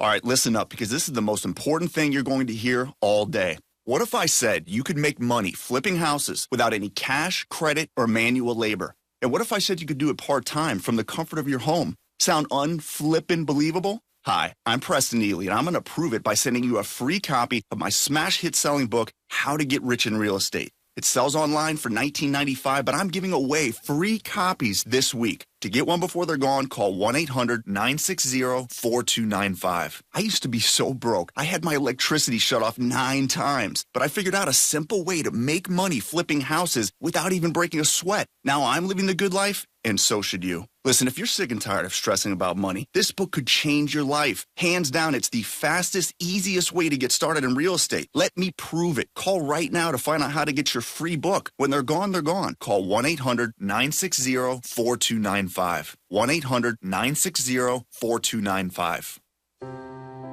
Are you worried about your mom or dad living alone in their house? Hi, I'm Joan London. Listen, I know how difficult it is to find senior care for someone you love. That's why I recommend a free service called A Place for Mom. They are the nation's largest senior living referral service. Call A Place for Mom today. To receive free information on senior living communities in your area, call A Place for Mom at 1-800-704-6182. A Place for Mom offers free one-on-one advice from local advisors and a personalized list of senior living communities you can visit. If you have questions about senior care for your mom or dad, there's a place for answers, A Place for Mom. Call A Place for Mom in the next 10 minutes to get your free ebook on financing senior care as well as free information on senior living communities in your area. Call 1-800-704-6182. That's 1-800-704-6182. This is Michael Dean from the Freedom Fiends radio show. I've run websites since 1996 and have used over a dozen web hosts in that time. AgoristHosting.com is the only one that hasn't broken my heart. Agorist Hosting's uptime and service is stellar, and their DDoS mitigation is the best I've seen. That's important because if you tell the truth in this world, you'll ruffle feathers, and some people will try dirty tricks to silence your voice. No matter what the haters hit us with, Agorist Hosting keeps our websites online. If you have a mission-critical commercial presence or a world-changing activism site, you cannot tolerate any tomfoolery. So go with AgoristHosting.com. And if you want to get your foot in the door with decentralized marketplaces, Agorist Hosting is now offering Open Bazaar hosting. Go to agoristhosting.com, click on the button that says Get Hosted. Agorist Hosting, that's AGORIST hosting.com. Here's a chance to do a little activism while you're cruising Facebook, Twitter, or Google+. Between the LOL cats, the recipes, the hot girls, and the inspirational sunrise memes, Free Talk Live's posts pass by your newsfeed. Like them, comment. It gives us more exposure. If you don't see our posts, click like at facebook.freetalklive.com and then hover over it to click Get Notifications. It's an easy way to spread the ideas of liberty a bit further. I know you're busy, but you can spare that 1/10 of a calorie it takes to click on something. facebook.freetalklive.com.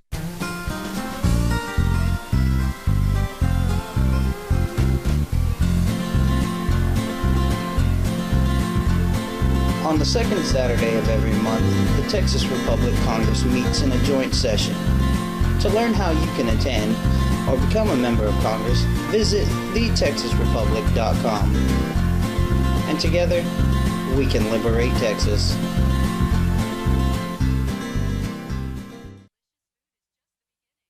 This is the Liberty Radio Network, broadcasting the latest liberty-oriented audio content 24 hours a day at LRN.FM.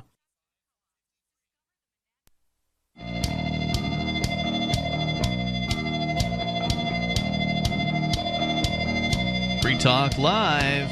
Join us here in these remaining moments. There's enough time for you if you dial in now. The toll-free number is 855-450-FREE. Or Skype into the show. It's Skype username LRN.FM. And don't forget, if you want to support Free Talk Live, you can do that for $5 a month or Bitcoin. It's up to you how you amp the show. And you can do it over at amp.freetalklive.com. It's kind of our little listener club. You can, of course, enjoy all the features on the website completely free, and you don't ever have to send us a dime. But, you know, it's not free to make this show happen, and it's not free to make the website free. So you can, if you want, support us and support our mission to spread the ideas of peace and liberty as far and as wide as possible by just joining the AMP program. And you get perks like access to the AMP-only call-in lines. There's also the AMP-only podcast, as well as the AMP-only Facebook group, where you can get interactive with other Free Talk Live amplifiers and some of the hosts of the show. Melanie is one of the most recent hosts added into that group. So drop on over to amp.freetalklive.com. You can get started there with any major credit card through PayPal, Visa, or MasterCard, or Bitcoin right there on the AMP page at amp.freetalklive.com. Please take a moment and do that. We sure do appreciate it. And again, it's money that we invest here in the future of Free Talk Live. Let's go to the phones to the fun. Justin, listening in Detroit to LRN.FM. Hello, Justin. Hey, guys. How you doing today? Hey, welcome, sir. Go ahead. Long time listener. Thanks. I really appreciate what you guys have done pushing the abolition of the word "we" in terms of government action. Excellent. And that's Ian. I think that has been really useful to me. Really? Yes. Because it's prevalent, right? Like it's a lot of people use the term "we," and it's not really like we're not in Afghanistan. You know, Well, Chris I'm not was doing there. it all last night, and I don't really bother with it, but I understand what it means. But go ahead.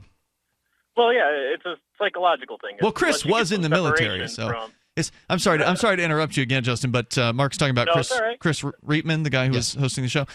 He was actually in the military, so you'll notice like TJ still refers to the NSA. He still says "we" because he used to actually work for them. So it's even more ingrained in that. I worked for Olive Garden for 2 years. You know, more than 12 years ago, and sometimes I still when we used to do this. So yeah, I can understand that. Right. But the other one I wanted to bring up was taxpayer funds, or it's going to cost the taxpayers. Well, it's not costing the taxpayers anything. The money's already stolen. It's state funds. It's state money.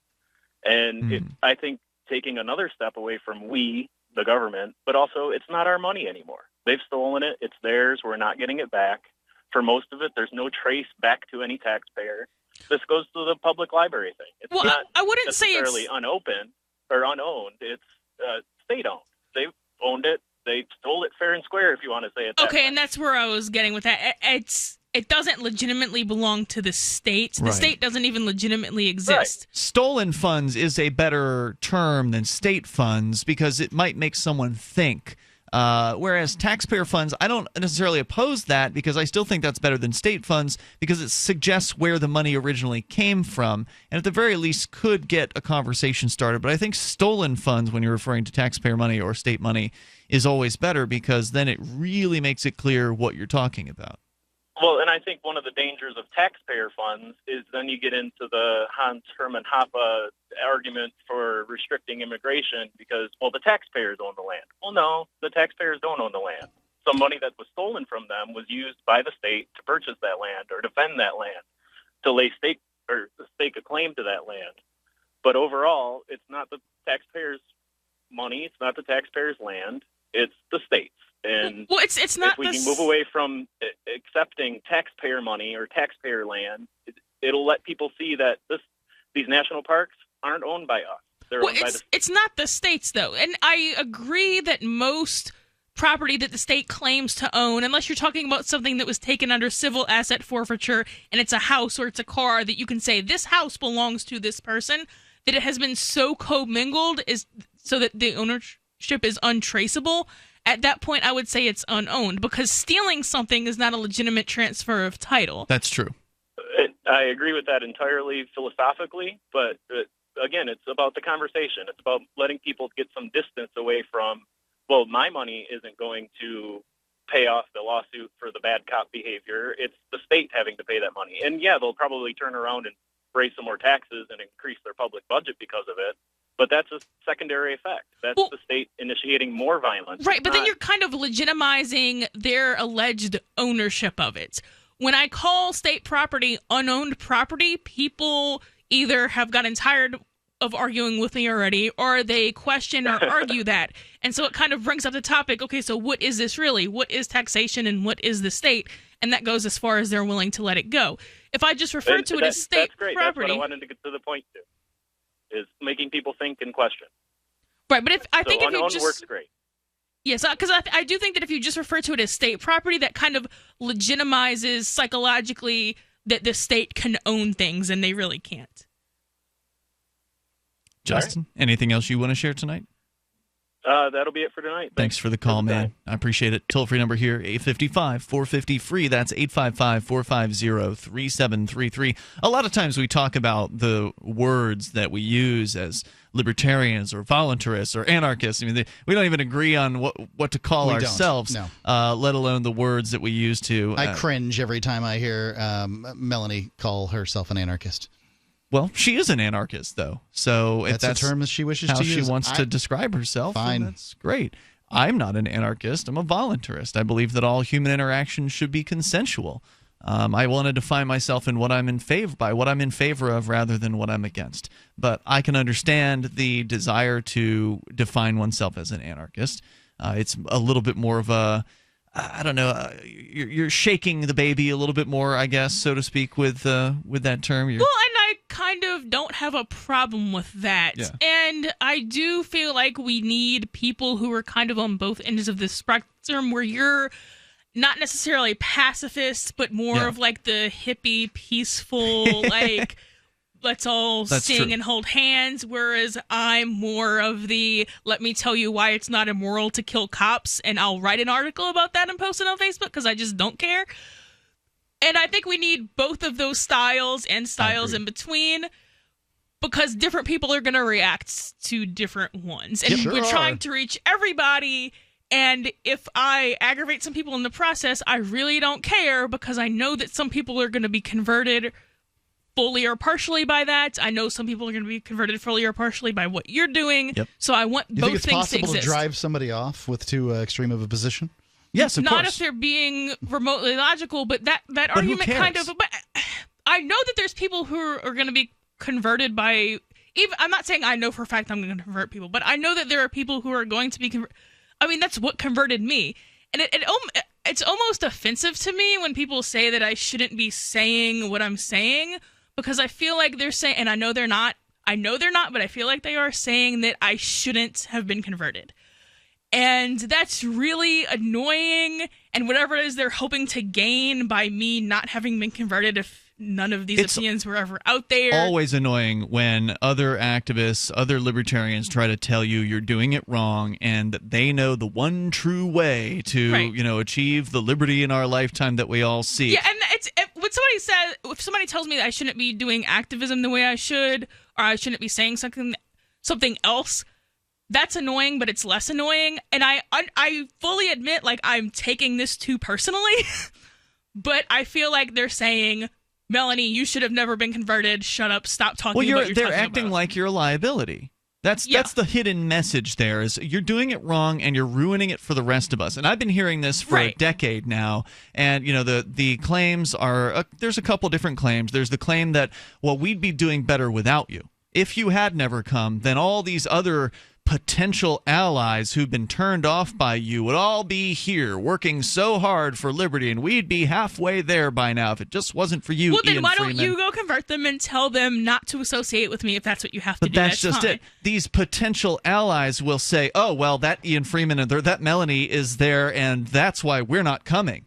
So, the idea that they could... People will say that, but those are the people who would never have come no matter what. Exactly. I tend to agree with you on that. I feel like I'm, more philosophically consistent than some other things. I'm not saying everybody's not, but, that's if people who are philosophically consistent and believe the things I believe, I needed it. And I think that some other people need that too, just based on this belief that I can't possibly be unique. So I hope I reach some of those people. You want to attract the people who are most like you. And the only way to do that is to be the most like you that you can be, the most true to yourself that you can possibly be. Because as soon as you try to pander to somebody else who wants you to behave in a different way, you're no longer attracting the people who are most aligned towards you, and I think that's a disservice to yourself ultimately. I would agree with you, but I think that at that point you cause schisms in groups, right? Like I think schisms always happen. Anytime a group grows beyond a certain size, look at the Bitcoin disagreements that they're happening. There's been schisms within Cop Block. There's schisms within the Free State Project. It's a guaranteed thing that happens whenever a group gets to a certain size. We're out of time for tonight. If you didn't get in, we'll have you on tomorrow. Join us then. In the meantime, over at freetalklive.com. Angioprim can unclog blocked arteries and improve blood flow in all parts of your body. Angioprim is oral chelation. Easy, simple, liquid oral chelation. You take it with juice before breakfast and forget about it. Angioprim works fast, unlike old-fashioned chelation that takes hours. Just log on to angioprim.com. That's Angioprim, ANGIOPRIM, angioprim.com. Angioprim users say they have more energy, more strength, more endurance. Increased circulation and blood flow will make all your body parts work better. Log on to angioprim.com to get more information on how you can get started and start feeling better, having fun, and doing more again. Lots more. Talk to a trained Angioprim consultant. Call Angioprim toll-free at 877-882-7221. That's 877-882-7221. Or log on for complete information. Angioprim.com. That's Angioprim.com. Find out how Angioprim can work for you. Get the facts about Angioprim at Angioprim.com. This is your Roberts & Roberts Brokerage Daily Precious Metals Update. In early trading Monday, gold is $6 higher at $1,257 per ounce, and silver is 4 cents higher at $17.50 per ounce. Bitcoin is currently trading at $675 US. Roberts & Roberts Brokerage has been helping clients buying and selling precious metals for nearly 40 years. To see how we can help you, call Roberts & Roberts Brokerage at 800-874-9760 or visit us online at rrbi.co. So you've heard all 3 hours of the latest episode of Free Talk Live, and you're still hungry for liberty-oriented audio content? Did you know that we have another 24/7 audio stream at LRN.FM? The Liberty Radio Network airs the latest episodes of some of the best liberty-oriented podcasts on the internet around the clock. In addition to recorded content, you'll also hear live shows like Free Talk Live, originating from our Keene, New Hampshire studio. So listen anytime at LRN.FM. That's LRN.FM. This is the Liberty Radio Network, broadcasting the latest liberty-oriented audio content 24 hours a day at LRN.FM. The Free State Project has reached its goal of 20,000 liberty lovers who've pledged to move to New Hampshire and get active to achieve liberty in our lifetime. Perhaps you're trying to figure out what part of New Hampshire should be your destination.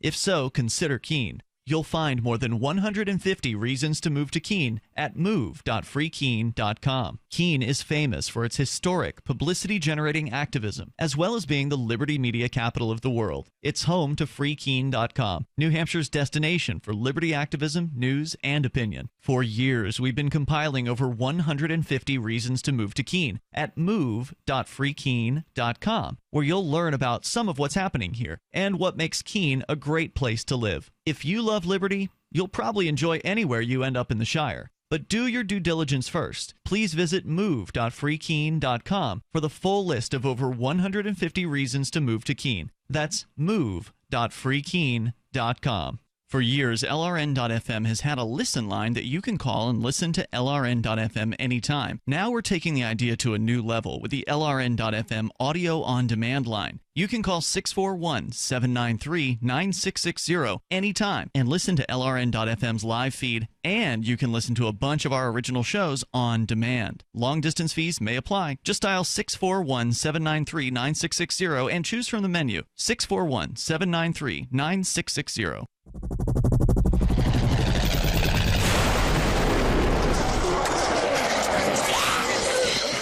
In Survivor Max 2, School Bites, Max must scavenge through a wasteland swarming with the undead. Desperate to find the medicine he needs, he discovers a community of survivors at his former school. Has he finally found the safe haven he's been looking for, or will he discover that school bites? Look for Survivor Max on Facebook, read reviews on Amazon, and read Chapter 1 at survivormax.com. You can sign up to receive the latest about the Liberty Radio Network via our email updates at updates.lrn.fm. That's updates.lrn.fm. The Liberty Radio Network at LRN.FM presents the latest episode of The Voluntary Life. Download it and listen to more at thevoluntarylife.com. You're listening to The Voluntary Life, where you can hear ideas for finding freedom in an unfree world. Visit thevoluntarylife.com to connect with the show and hear all past episodes. Here's your host, Jake. Hi everyone, it's Jake here. Welcome to The Voluntary Life. This week's episode is a book review, and the book I'm reviewing is called Escape from Childhood by John Holt. I read this book a while ago, and it's one of the books that I find I still think about some of the ideas in it. And I think of it especially because it's a book about parenting, and we now have a daughter. It's a short book, it's really well written. It's a joy to read something by a writer like John Holt, because he writes very clearly, and he writes in a way that it's obvious he wants readers to understand his ideas. He's not one of these pretentious writers who uses convoluted language so you can't tell what they're really saying. He writes very clearly, and it's a real pleasure to read. It's a challenging book. I find John Holt to be a challenging thinker. Even when I disagree with him, I do respect him, though. So I'll just tell you a bit about John Holt and the book to start off with. John Holt lived from 1923 to 1985. He was a writer, an educator, a lecturer. He was the author of the book Instead of Education, which I've actually done a podcast about in the past, and I'll put a link to that in the show notes. For many years, he was a leading figure in the school reform movement. He became increasingly interested in how children learn outside school, what Holt called unschooling. And the magazine he created, called Growing Without Schooling, which was published from 1977 until 2001, helped found the modern homeschooling movement. So John Holt was really one of the key figures behind the whole idea of homeschooling and unschooling. And he wrote a lot about the problems of compulsory education. But this book, Escape from Childhood, is a much broader book. And in this book, what he wanted to do was to provide his view of what is wrong with the way that we see children and the way that we treat children. So it's much broader than just his criticism of schooling. Here he's talking really about how we view children as a whole and how that fundamental attitude towards children leads to some of the other problems that we can see in things like schooling. So what, in John Holt's view, is the problem with the way that adults treat children? Well, here's a quote for what he says about it. He says, "Most people who believe in the institution of childhood as we know it see it as a kind of walled garden in which children, being small and weak, are protected from the harshness of the world outside until they become strong and clever enough to cope with it. Some children experience childhood in just that way. I do not want to destroy their garden or kick them out of it. If they like it, by all means let them stay in it. But I believe that most young people at earlier and earlier ages begin to experience childhood not as a garden but as a prison. What I want to do is put a gate or gates into the wall of the garden so that those who find it no longer protective or helpful but instead confining and humiliating can move out of it and for a while try living in a larger space. If that proves too much to them, they can always come back into the garden. Indeed, perhaps we all ought to have walled gardens to take refuge in when we feel we must." So what Holt's saying is that most children, a lot of the time, can feel as if childhood is a kind of prison. And the reason that they feel that way, according to him in this book, is essentially because children are treated as objects for meeting the needs of their parents, by their parents. Essentially, the way that children get treated are either as slaves or as pets. And what he's also saying is that whereas children previously, in historical times, had more connection to the outside world, they were more involved in the working world, and they were more connected to the rest of society. He's making the argument in this book that now that children are no longer forced to work and have gained, to some extent, some more material security within the home and within their families, they're now much more cut off from the outside world psychologically. So their worlds really do revolve around them being treated as objects in the world of the adults. Holt says, children, for as far back as we know, have always been owned and controlled by adults. What is both new and bad about modern childhood is that children are so cut off from the adult world.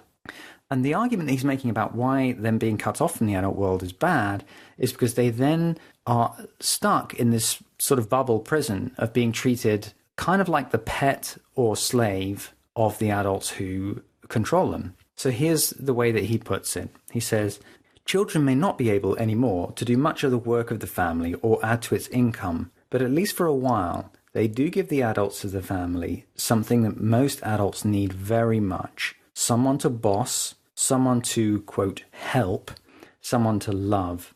For a very long time, ever since men formed societies in which some people bossed others, children have fulfilled this very important function. Every adult parent, however lowly or powerless, had at least someone that he could command, threaten, and punish. No man was so poor, even a slave, that he did not have these few slaves of his own. Today, when most, quote, free men feel like slaves, having their own homegrown slaves is very satisfying. Many could not do without them, end quote. And this is this sort of psychological critique of the way that adults treat children that John Holt is bringing forward in this book. He's basically saying adults treat children like objects. They're either love objects or help objects, or they can be hate objects. But the important point is they're not treated with the dignity of being individuals. And he goes on in the book to explain the many ways that this harms children. So, for example, when he talks about the way that parents and adults treat children as love objects, he's making the point that people essentially use children for their own emotional satisfaction. And I'm not talking about sexual abuse. Of course, that is a significant problem and a much bigger problem than a lot of people know about or understand or are willing to acknowledge. But in this book, John Holt is actually talking about using children as love objects more in the sense of just the emotional satisfaction of the adult who wants to have like a toy, like a pet to love. The way that John Holt puts it is, the person who says how much he loves children may only and really be saying how much he needs to be loved by children, may want from them the kind of uncritical, undemanding, unconditional, total love a baby wants from its mother. He may want to reverse the roles, make himself the child and the children his parents, have them give him what no one else has ever given him. He may seek in children the ideal lover of his dreams. And the point that Holt's making in this book is that when you treat children like that, it has a terribly damaging effect on their characters, on their souls. Because what it does is it teaches children that relationships are about manipulation and about using other people for your own ends. And John Holt describes how once children understand that their parents are using them to meet their own emotional needs, then children can get stuck in that game of playing up to what the parents' needs are. And that's what happens when children start being cutesy and performing, essentially, for their parents. It's a kind of game. They know that's how they get rewards, is by fulfilling their parents' needs. This is the way that John Holt describes it. He says, much of this calculating and game playing is unconscious, goes on at various emotional or gut levels, but if it goes on very long, if the child cannot escape from these games, these mutual exploitations of need, they will surely destroy his character. Such a cute child soon learns to do almost everything he does, at least around adults, to get an effect. He becomes self-conscious, artful, calculating, manipulative.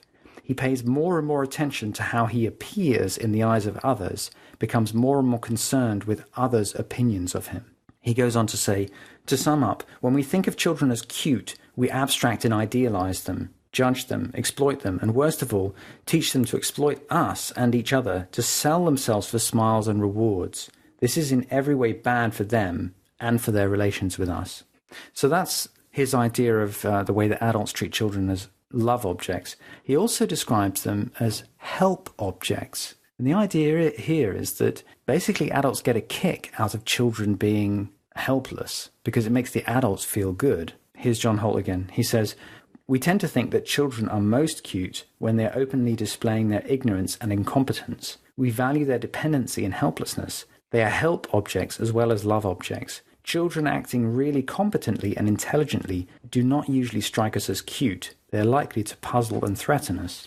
Children do not like being incompetent any more than they like being ignorant. They want to learn how to do, and do well, the things that they see being done by bigger people around them. This is why they soon find school such a disappointment. They so seldom get a chance to learn anything important or do anything real.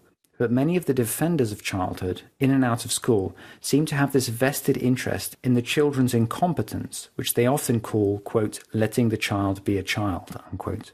As well as talking about the way that parents and adults treat children as love objects and help objects, he also talks about how they treat them as hate objects.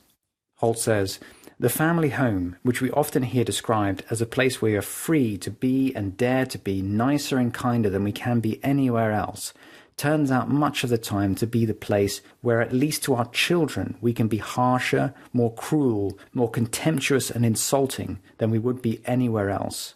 This supposed refuge for the young becomes the place of greatest danger, where they can get into more and worse trouble than anywhere else, and with people whose support and protection they most depend on. And Holt goes on to talk about things like people smacking children and their attitudes towards corporal punishment. And he points out that a lot of people actually want to see children hit more because they think that is a good thing. It's really treating children as hate objects. It's a kind of sadism. So that's the background, the context of the problem with the way that adults and parents in particular treat children that Holt wants to identify in this book. And that's why he sees childhood as a kind of prison for children a lot of the time, in the way that people currently treat children. And he talks in this book again about schooling, which is his, real strong point, and about how compulsory schooling is very much like prison. Forcing children into compulsory schooling is something that we would never accept for ourselves as adults. And basically, he sees it as a civil rights violation of the rights of children. Here's how Holt puts it. He says, when we put into our laws the highly authoritarian notion that someone should and could decide what all young people were to learn, and beyond that could do whatever might seem necessary, which now includes dosing them with drugs, to compel them to learn it, we took a long step down a very steep and dangerous path. The requirement that a child go to school for about 6 hours a day, 180 days a year, for about 10 years, whether or not he learns anything there, whether or not he already knows it, or could learn it faster or better somewhere else, is such a gross violation of civil liberties that few adults would stand for it. But the child who resists is treated as a criminal. With this requirement, we created an industry, an army of people whose whole work was to tell young people what they had to learn and to try and make them learn it. I found all of that critique of people's attitudes towards children really thought-provoking, really insightful, and well worth reading. There are some things in the book that I was less interested in. In particular, the next section, after that sort of theoretical background, is a section on sort of political proposals that John Holt has. He has a number of suggestions for political and legal children's rights. And some of them seem very sensible to me. For example, he thinks children should have the right to earn money and have the right to own property, and that those rights should be protected in the law.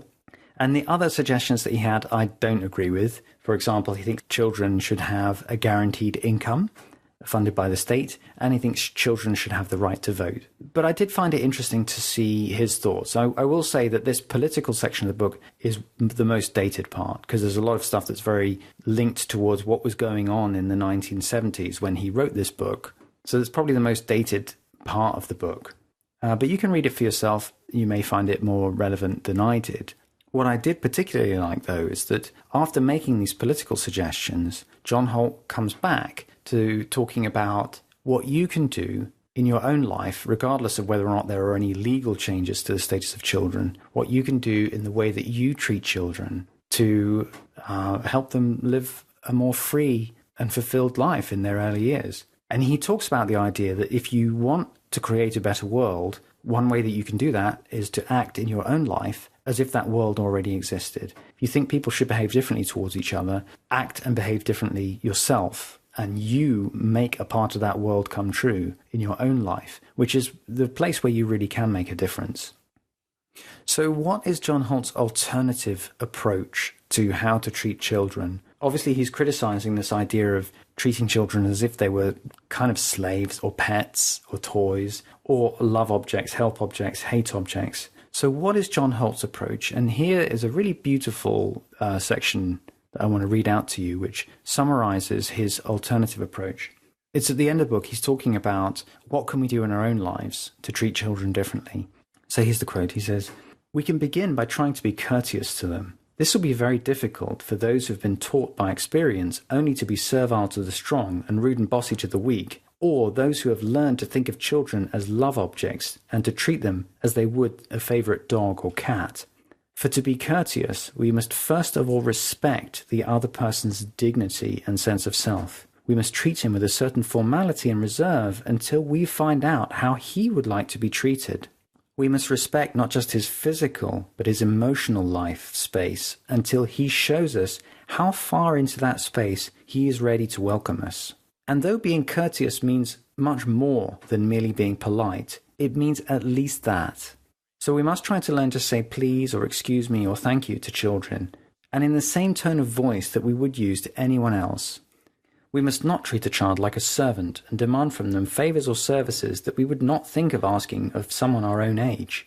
Indeed, because he is new in this world and gets his sense of it from how we behave towards him, we would do well to show him extra courtesy, like the wise parents who said to me once that most of the time they tried to behave towards their then 4-year-old son as if he were a very distinguished visitor from a strange and alien civilization, knowing little but eager to learn about how we do things here."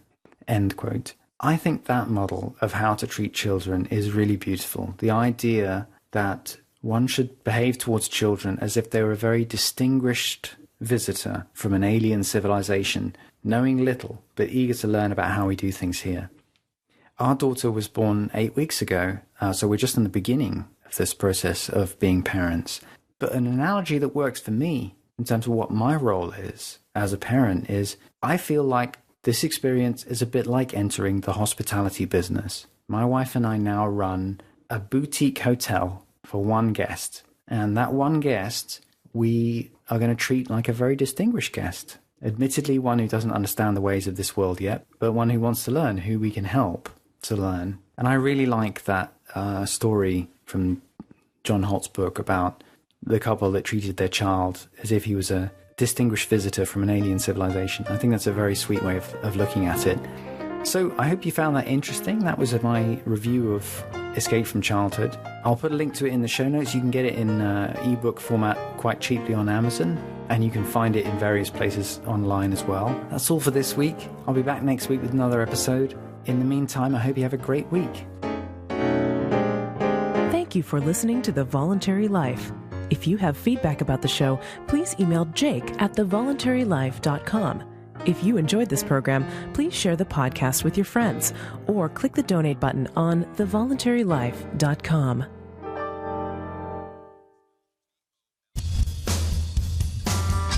This is Michael Dean from the Freedom Teens Radio Show. I've run websites since 1996 and have used over a dozen web hosts in that time. AgoristHosting.com is the only one that hasn't broken my heart. Agorist Hosting's uptime and service is stellar, and their DDoS mitigation is the best I've seen. That's important because if you tell the truth in this world, you'll ruffle feathers, and some people will try dirty tricks to silence your voice. No matter what the haters hit us with, Agorist Hosting keeps our websites online. If you have a mission-critical commercial presence or a world-changing activism site, you cannot tolerate any tomfoolery. So go with AgoristHosting.com. And if you want to get your foot in the door with decentralized marketplaces, Agorist Hosting is now offering Open Bazaar hosting. Go to agoristhosting.com, click on the button that says Get Hosted. Agorist Hosting, that's AGORIST hosting.com. DVD, books, music, instruments, periodicals, computers, software, electronics, photo, cell phones, office products, home and garden, bed and bath, furniture, kitchen, pet supplies, automotive, hardware, apparel, shoes, jewelry, grocery, healthcare, sports and outdoors, toys, games, used, and more. It's a department store at your fingertips. Shop.lrn.fm. Get all your shopping done, get a great deal, and a portion of your purchase goes to benefit the Liberty Radio Network when you shop at Amazon via shop.lrn.fm. I love My Magic Mud. I drink a lot of coffee. I had stains on my teeth. Then I found My Magic Mud, and I was told it would remove stains. So I paid attention when I brushed the first time. My Magic Mud is black tooth powder, and the difference it made in my teeth in one application was noticeable. With 4, my teeth were as white as you normal folks out there. Please go to mymagicmud.com and buy a jar. There's 150 applications for $25. You can use Bitcoin, mymagicmud.com. What's up next? Visit the Liberty Radio Network program guide to find out at shows.lrn.fm. That's shows.lrn.fm. The latest edition of the FPP Freedom Minute is next on the Liberty Radio Network at lrn.fm. Get more at fppradio.com.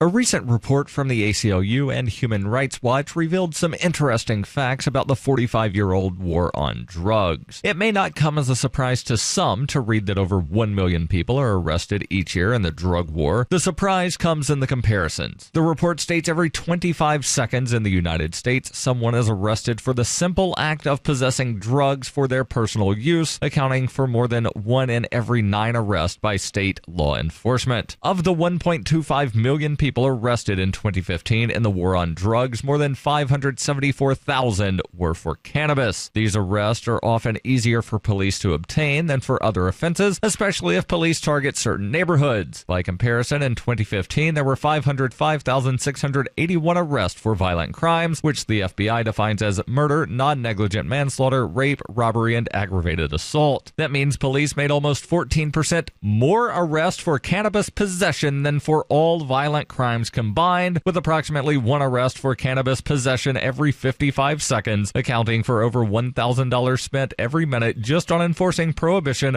of a plant, or over $524 million per year. The report adds, despite officials' claims that drug laws are meant to curb drug sales, 4 times as many people are arrested for possessing drugs than are arrested for selling them, and on any given day, at least 137 men and women are behind bars in the United States for drug possession, some 48,000 of them in state prisons, and 89,000 in jails, most of the latter in pretrial detention. The report concludes with a recommendation for the complete removal of criminal sanctions for use and possession of drugs for personal use at both the federal and state levels. A footnote adds, decriminalization would still leave room for civil and administrative sanctions, such as monetary fines. There are strong arguments in favor of depenalization as well. Depenalization would remove all civil penalties as well, thus being better from the standpoint of human freedom than decriminalization. This is also the approach I believe should be taken with all substances to end the horrors described in the 196-page report titled Every 25 Seconds, the Human Toll of Criminalizing Drug Use in the United States. The drug war must end. To do that, the Controlled Substances Act and all other federal, state, and local laws prohibiting the manufacture, sale, possession, purchase, and consumption of all substances must be repealed. You can support FPP Radio by joining the Fans program. Fans are friends, allies, and numerous supporters. Fans help FPP afford to produce more original content. You can join the Fans program for as little as $1 per month through Patreon and get perks like ad-free versions of FPP Radio News and Peace, Love, Liberty Radio. To learn more or to join the Fans program, visit fans.fppradio.com. That's fans.fppradio.com. Reuters reports Americans traveling to Cuba will be allowed to bring home more of the communist ruled island's coveted cigars and rum under new measures announced by the U.S. government on Friday to further ease trade, travel, and financial restrictions that have been in place for decades. Cuba welcomed the steps, part of President Obama's efforts to make his historic opening to Cuba irreversible by the time he leaves office in January, but said they did not go far enough. The latest in a series of new rules since the former Cold War foes began normalizing relations in 2014 will allow Cubans to buy certain U.S. consumer goods online, open the door for Cuban pharmaceutical companies to do business in the United States, and let Cubans and Americans do joint medical research. For American travelers, the biggest change is the removal of limits on the amount of rum and cigars they can pack into their luggage, strictly for personal use. National Security Advisor Susan Rice quipped, "You can now celebrate with Cuban rum and Cuban cigars," as she laid out the policy changes in a speech to a Washington think tank. U.S. law still bans general tourism to Cuba, but the administration has used previous regulatory packages to make it easier for Americans to visit the island under 12 officially authorized categories. The latest measures are part of an executive order on Cuba through which Obama seeks to sidestep the Republican-controlled Congress, which has resisted his call to lift Washington's economic embargo after more than 50 years. You can support FPP Radio by shopping online. Whether you're looking for precious metals, bitcoins, or books, you'll find that and more at shop.fppradio.com.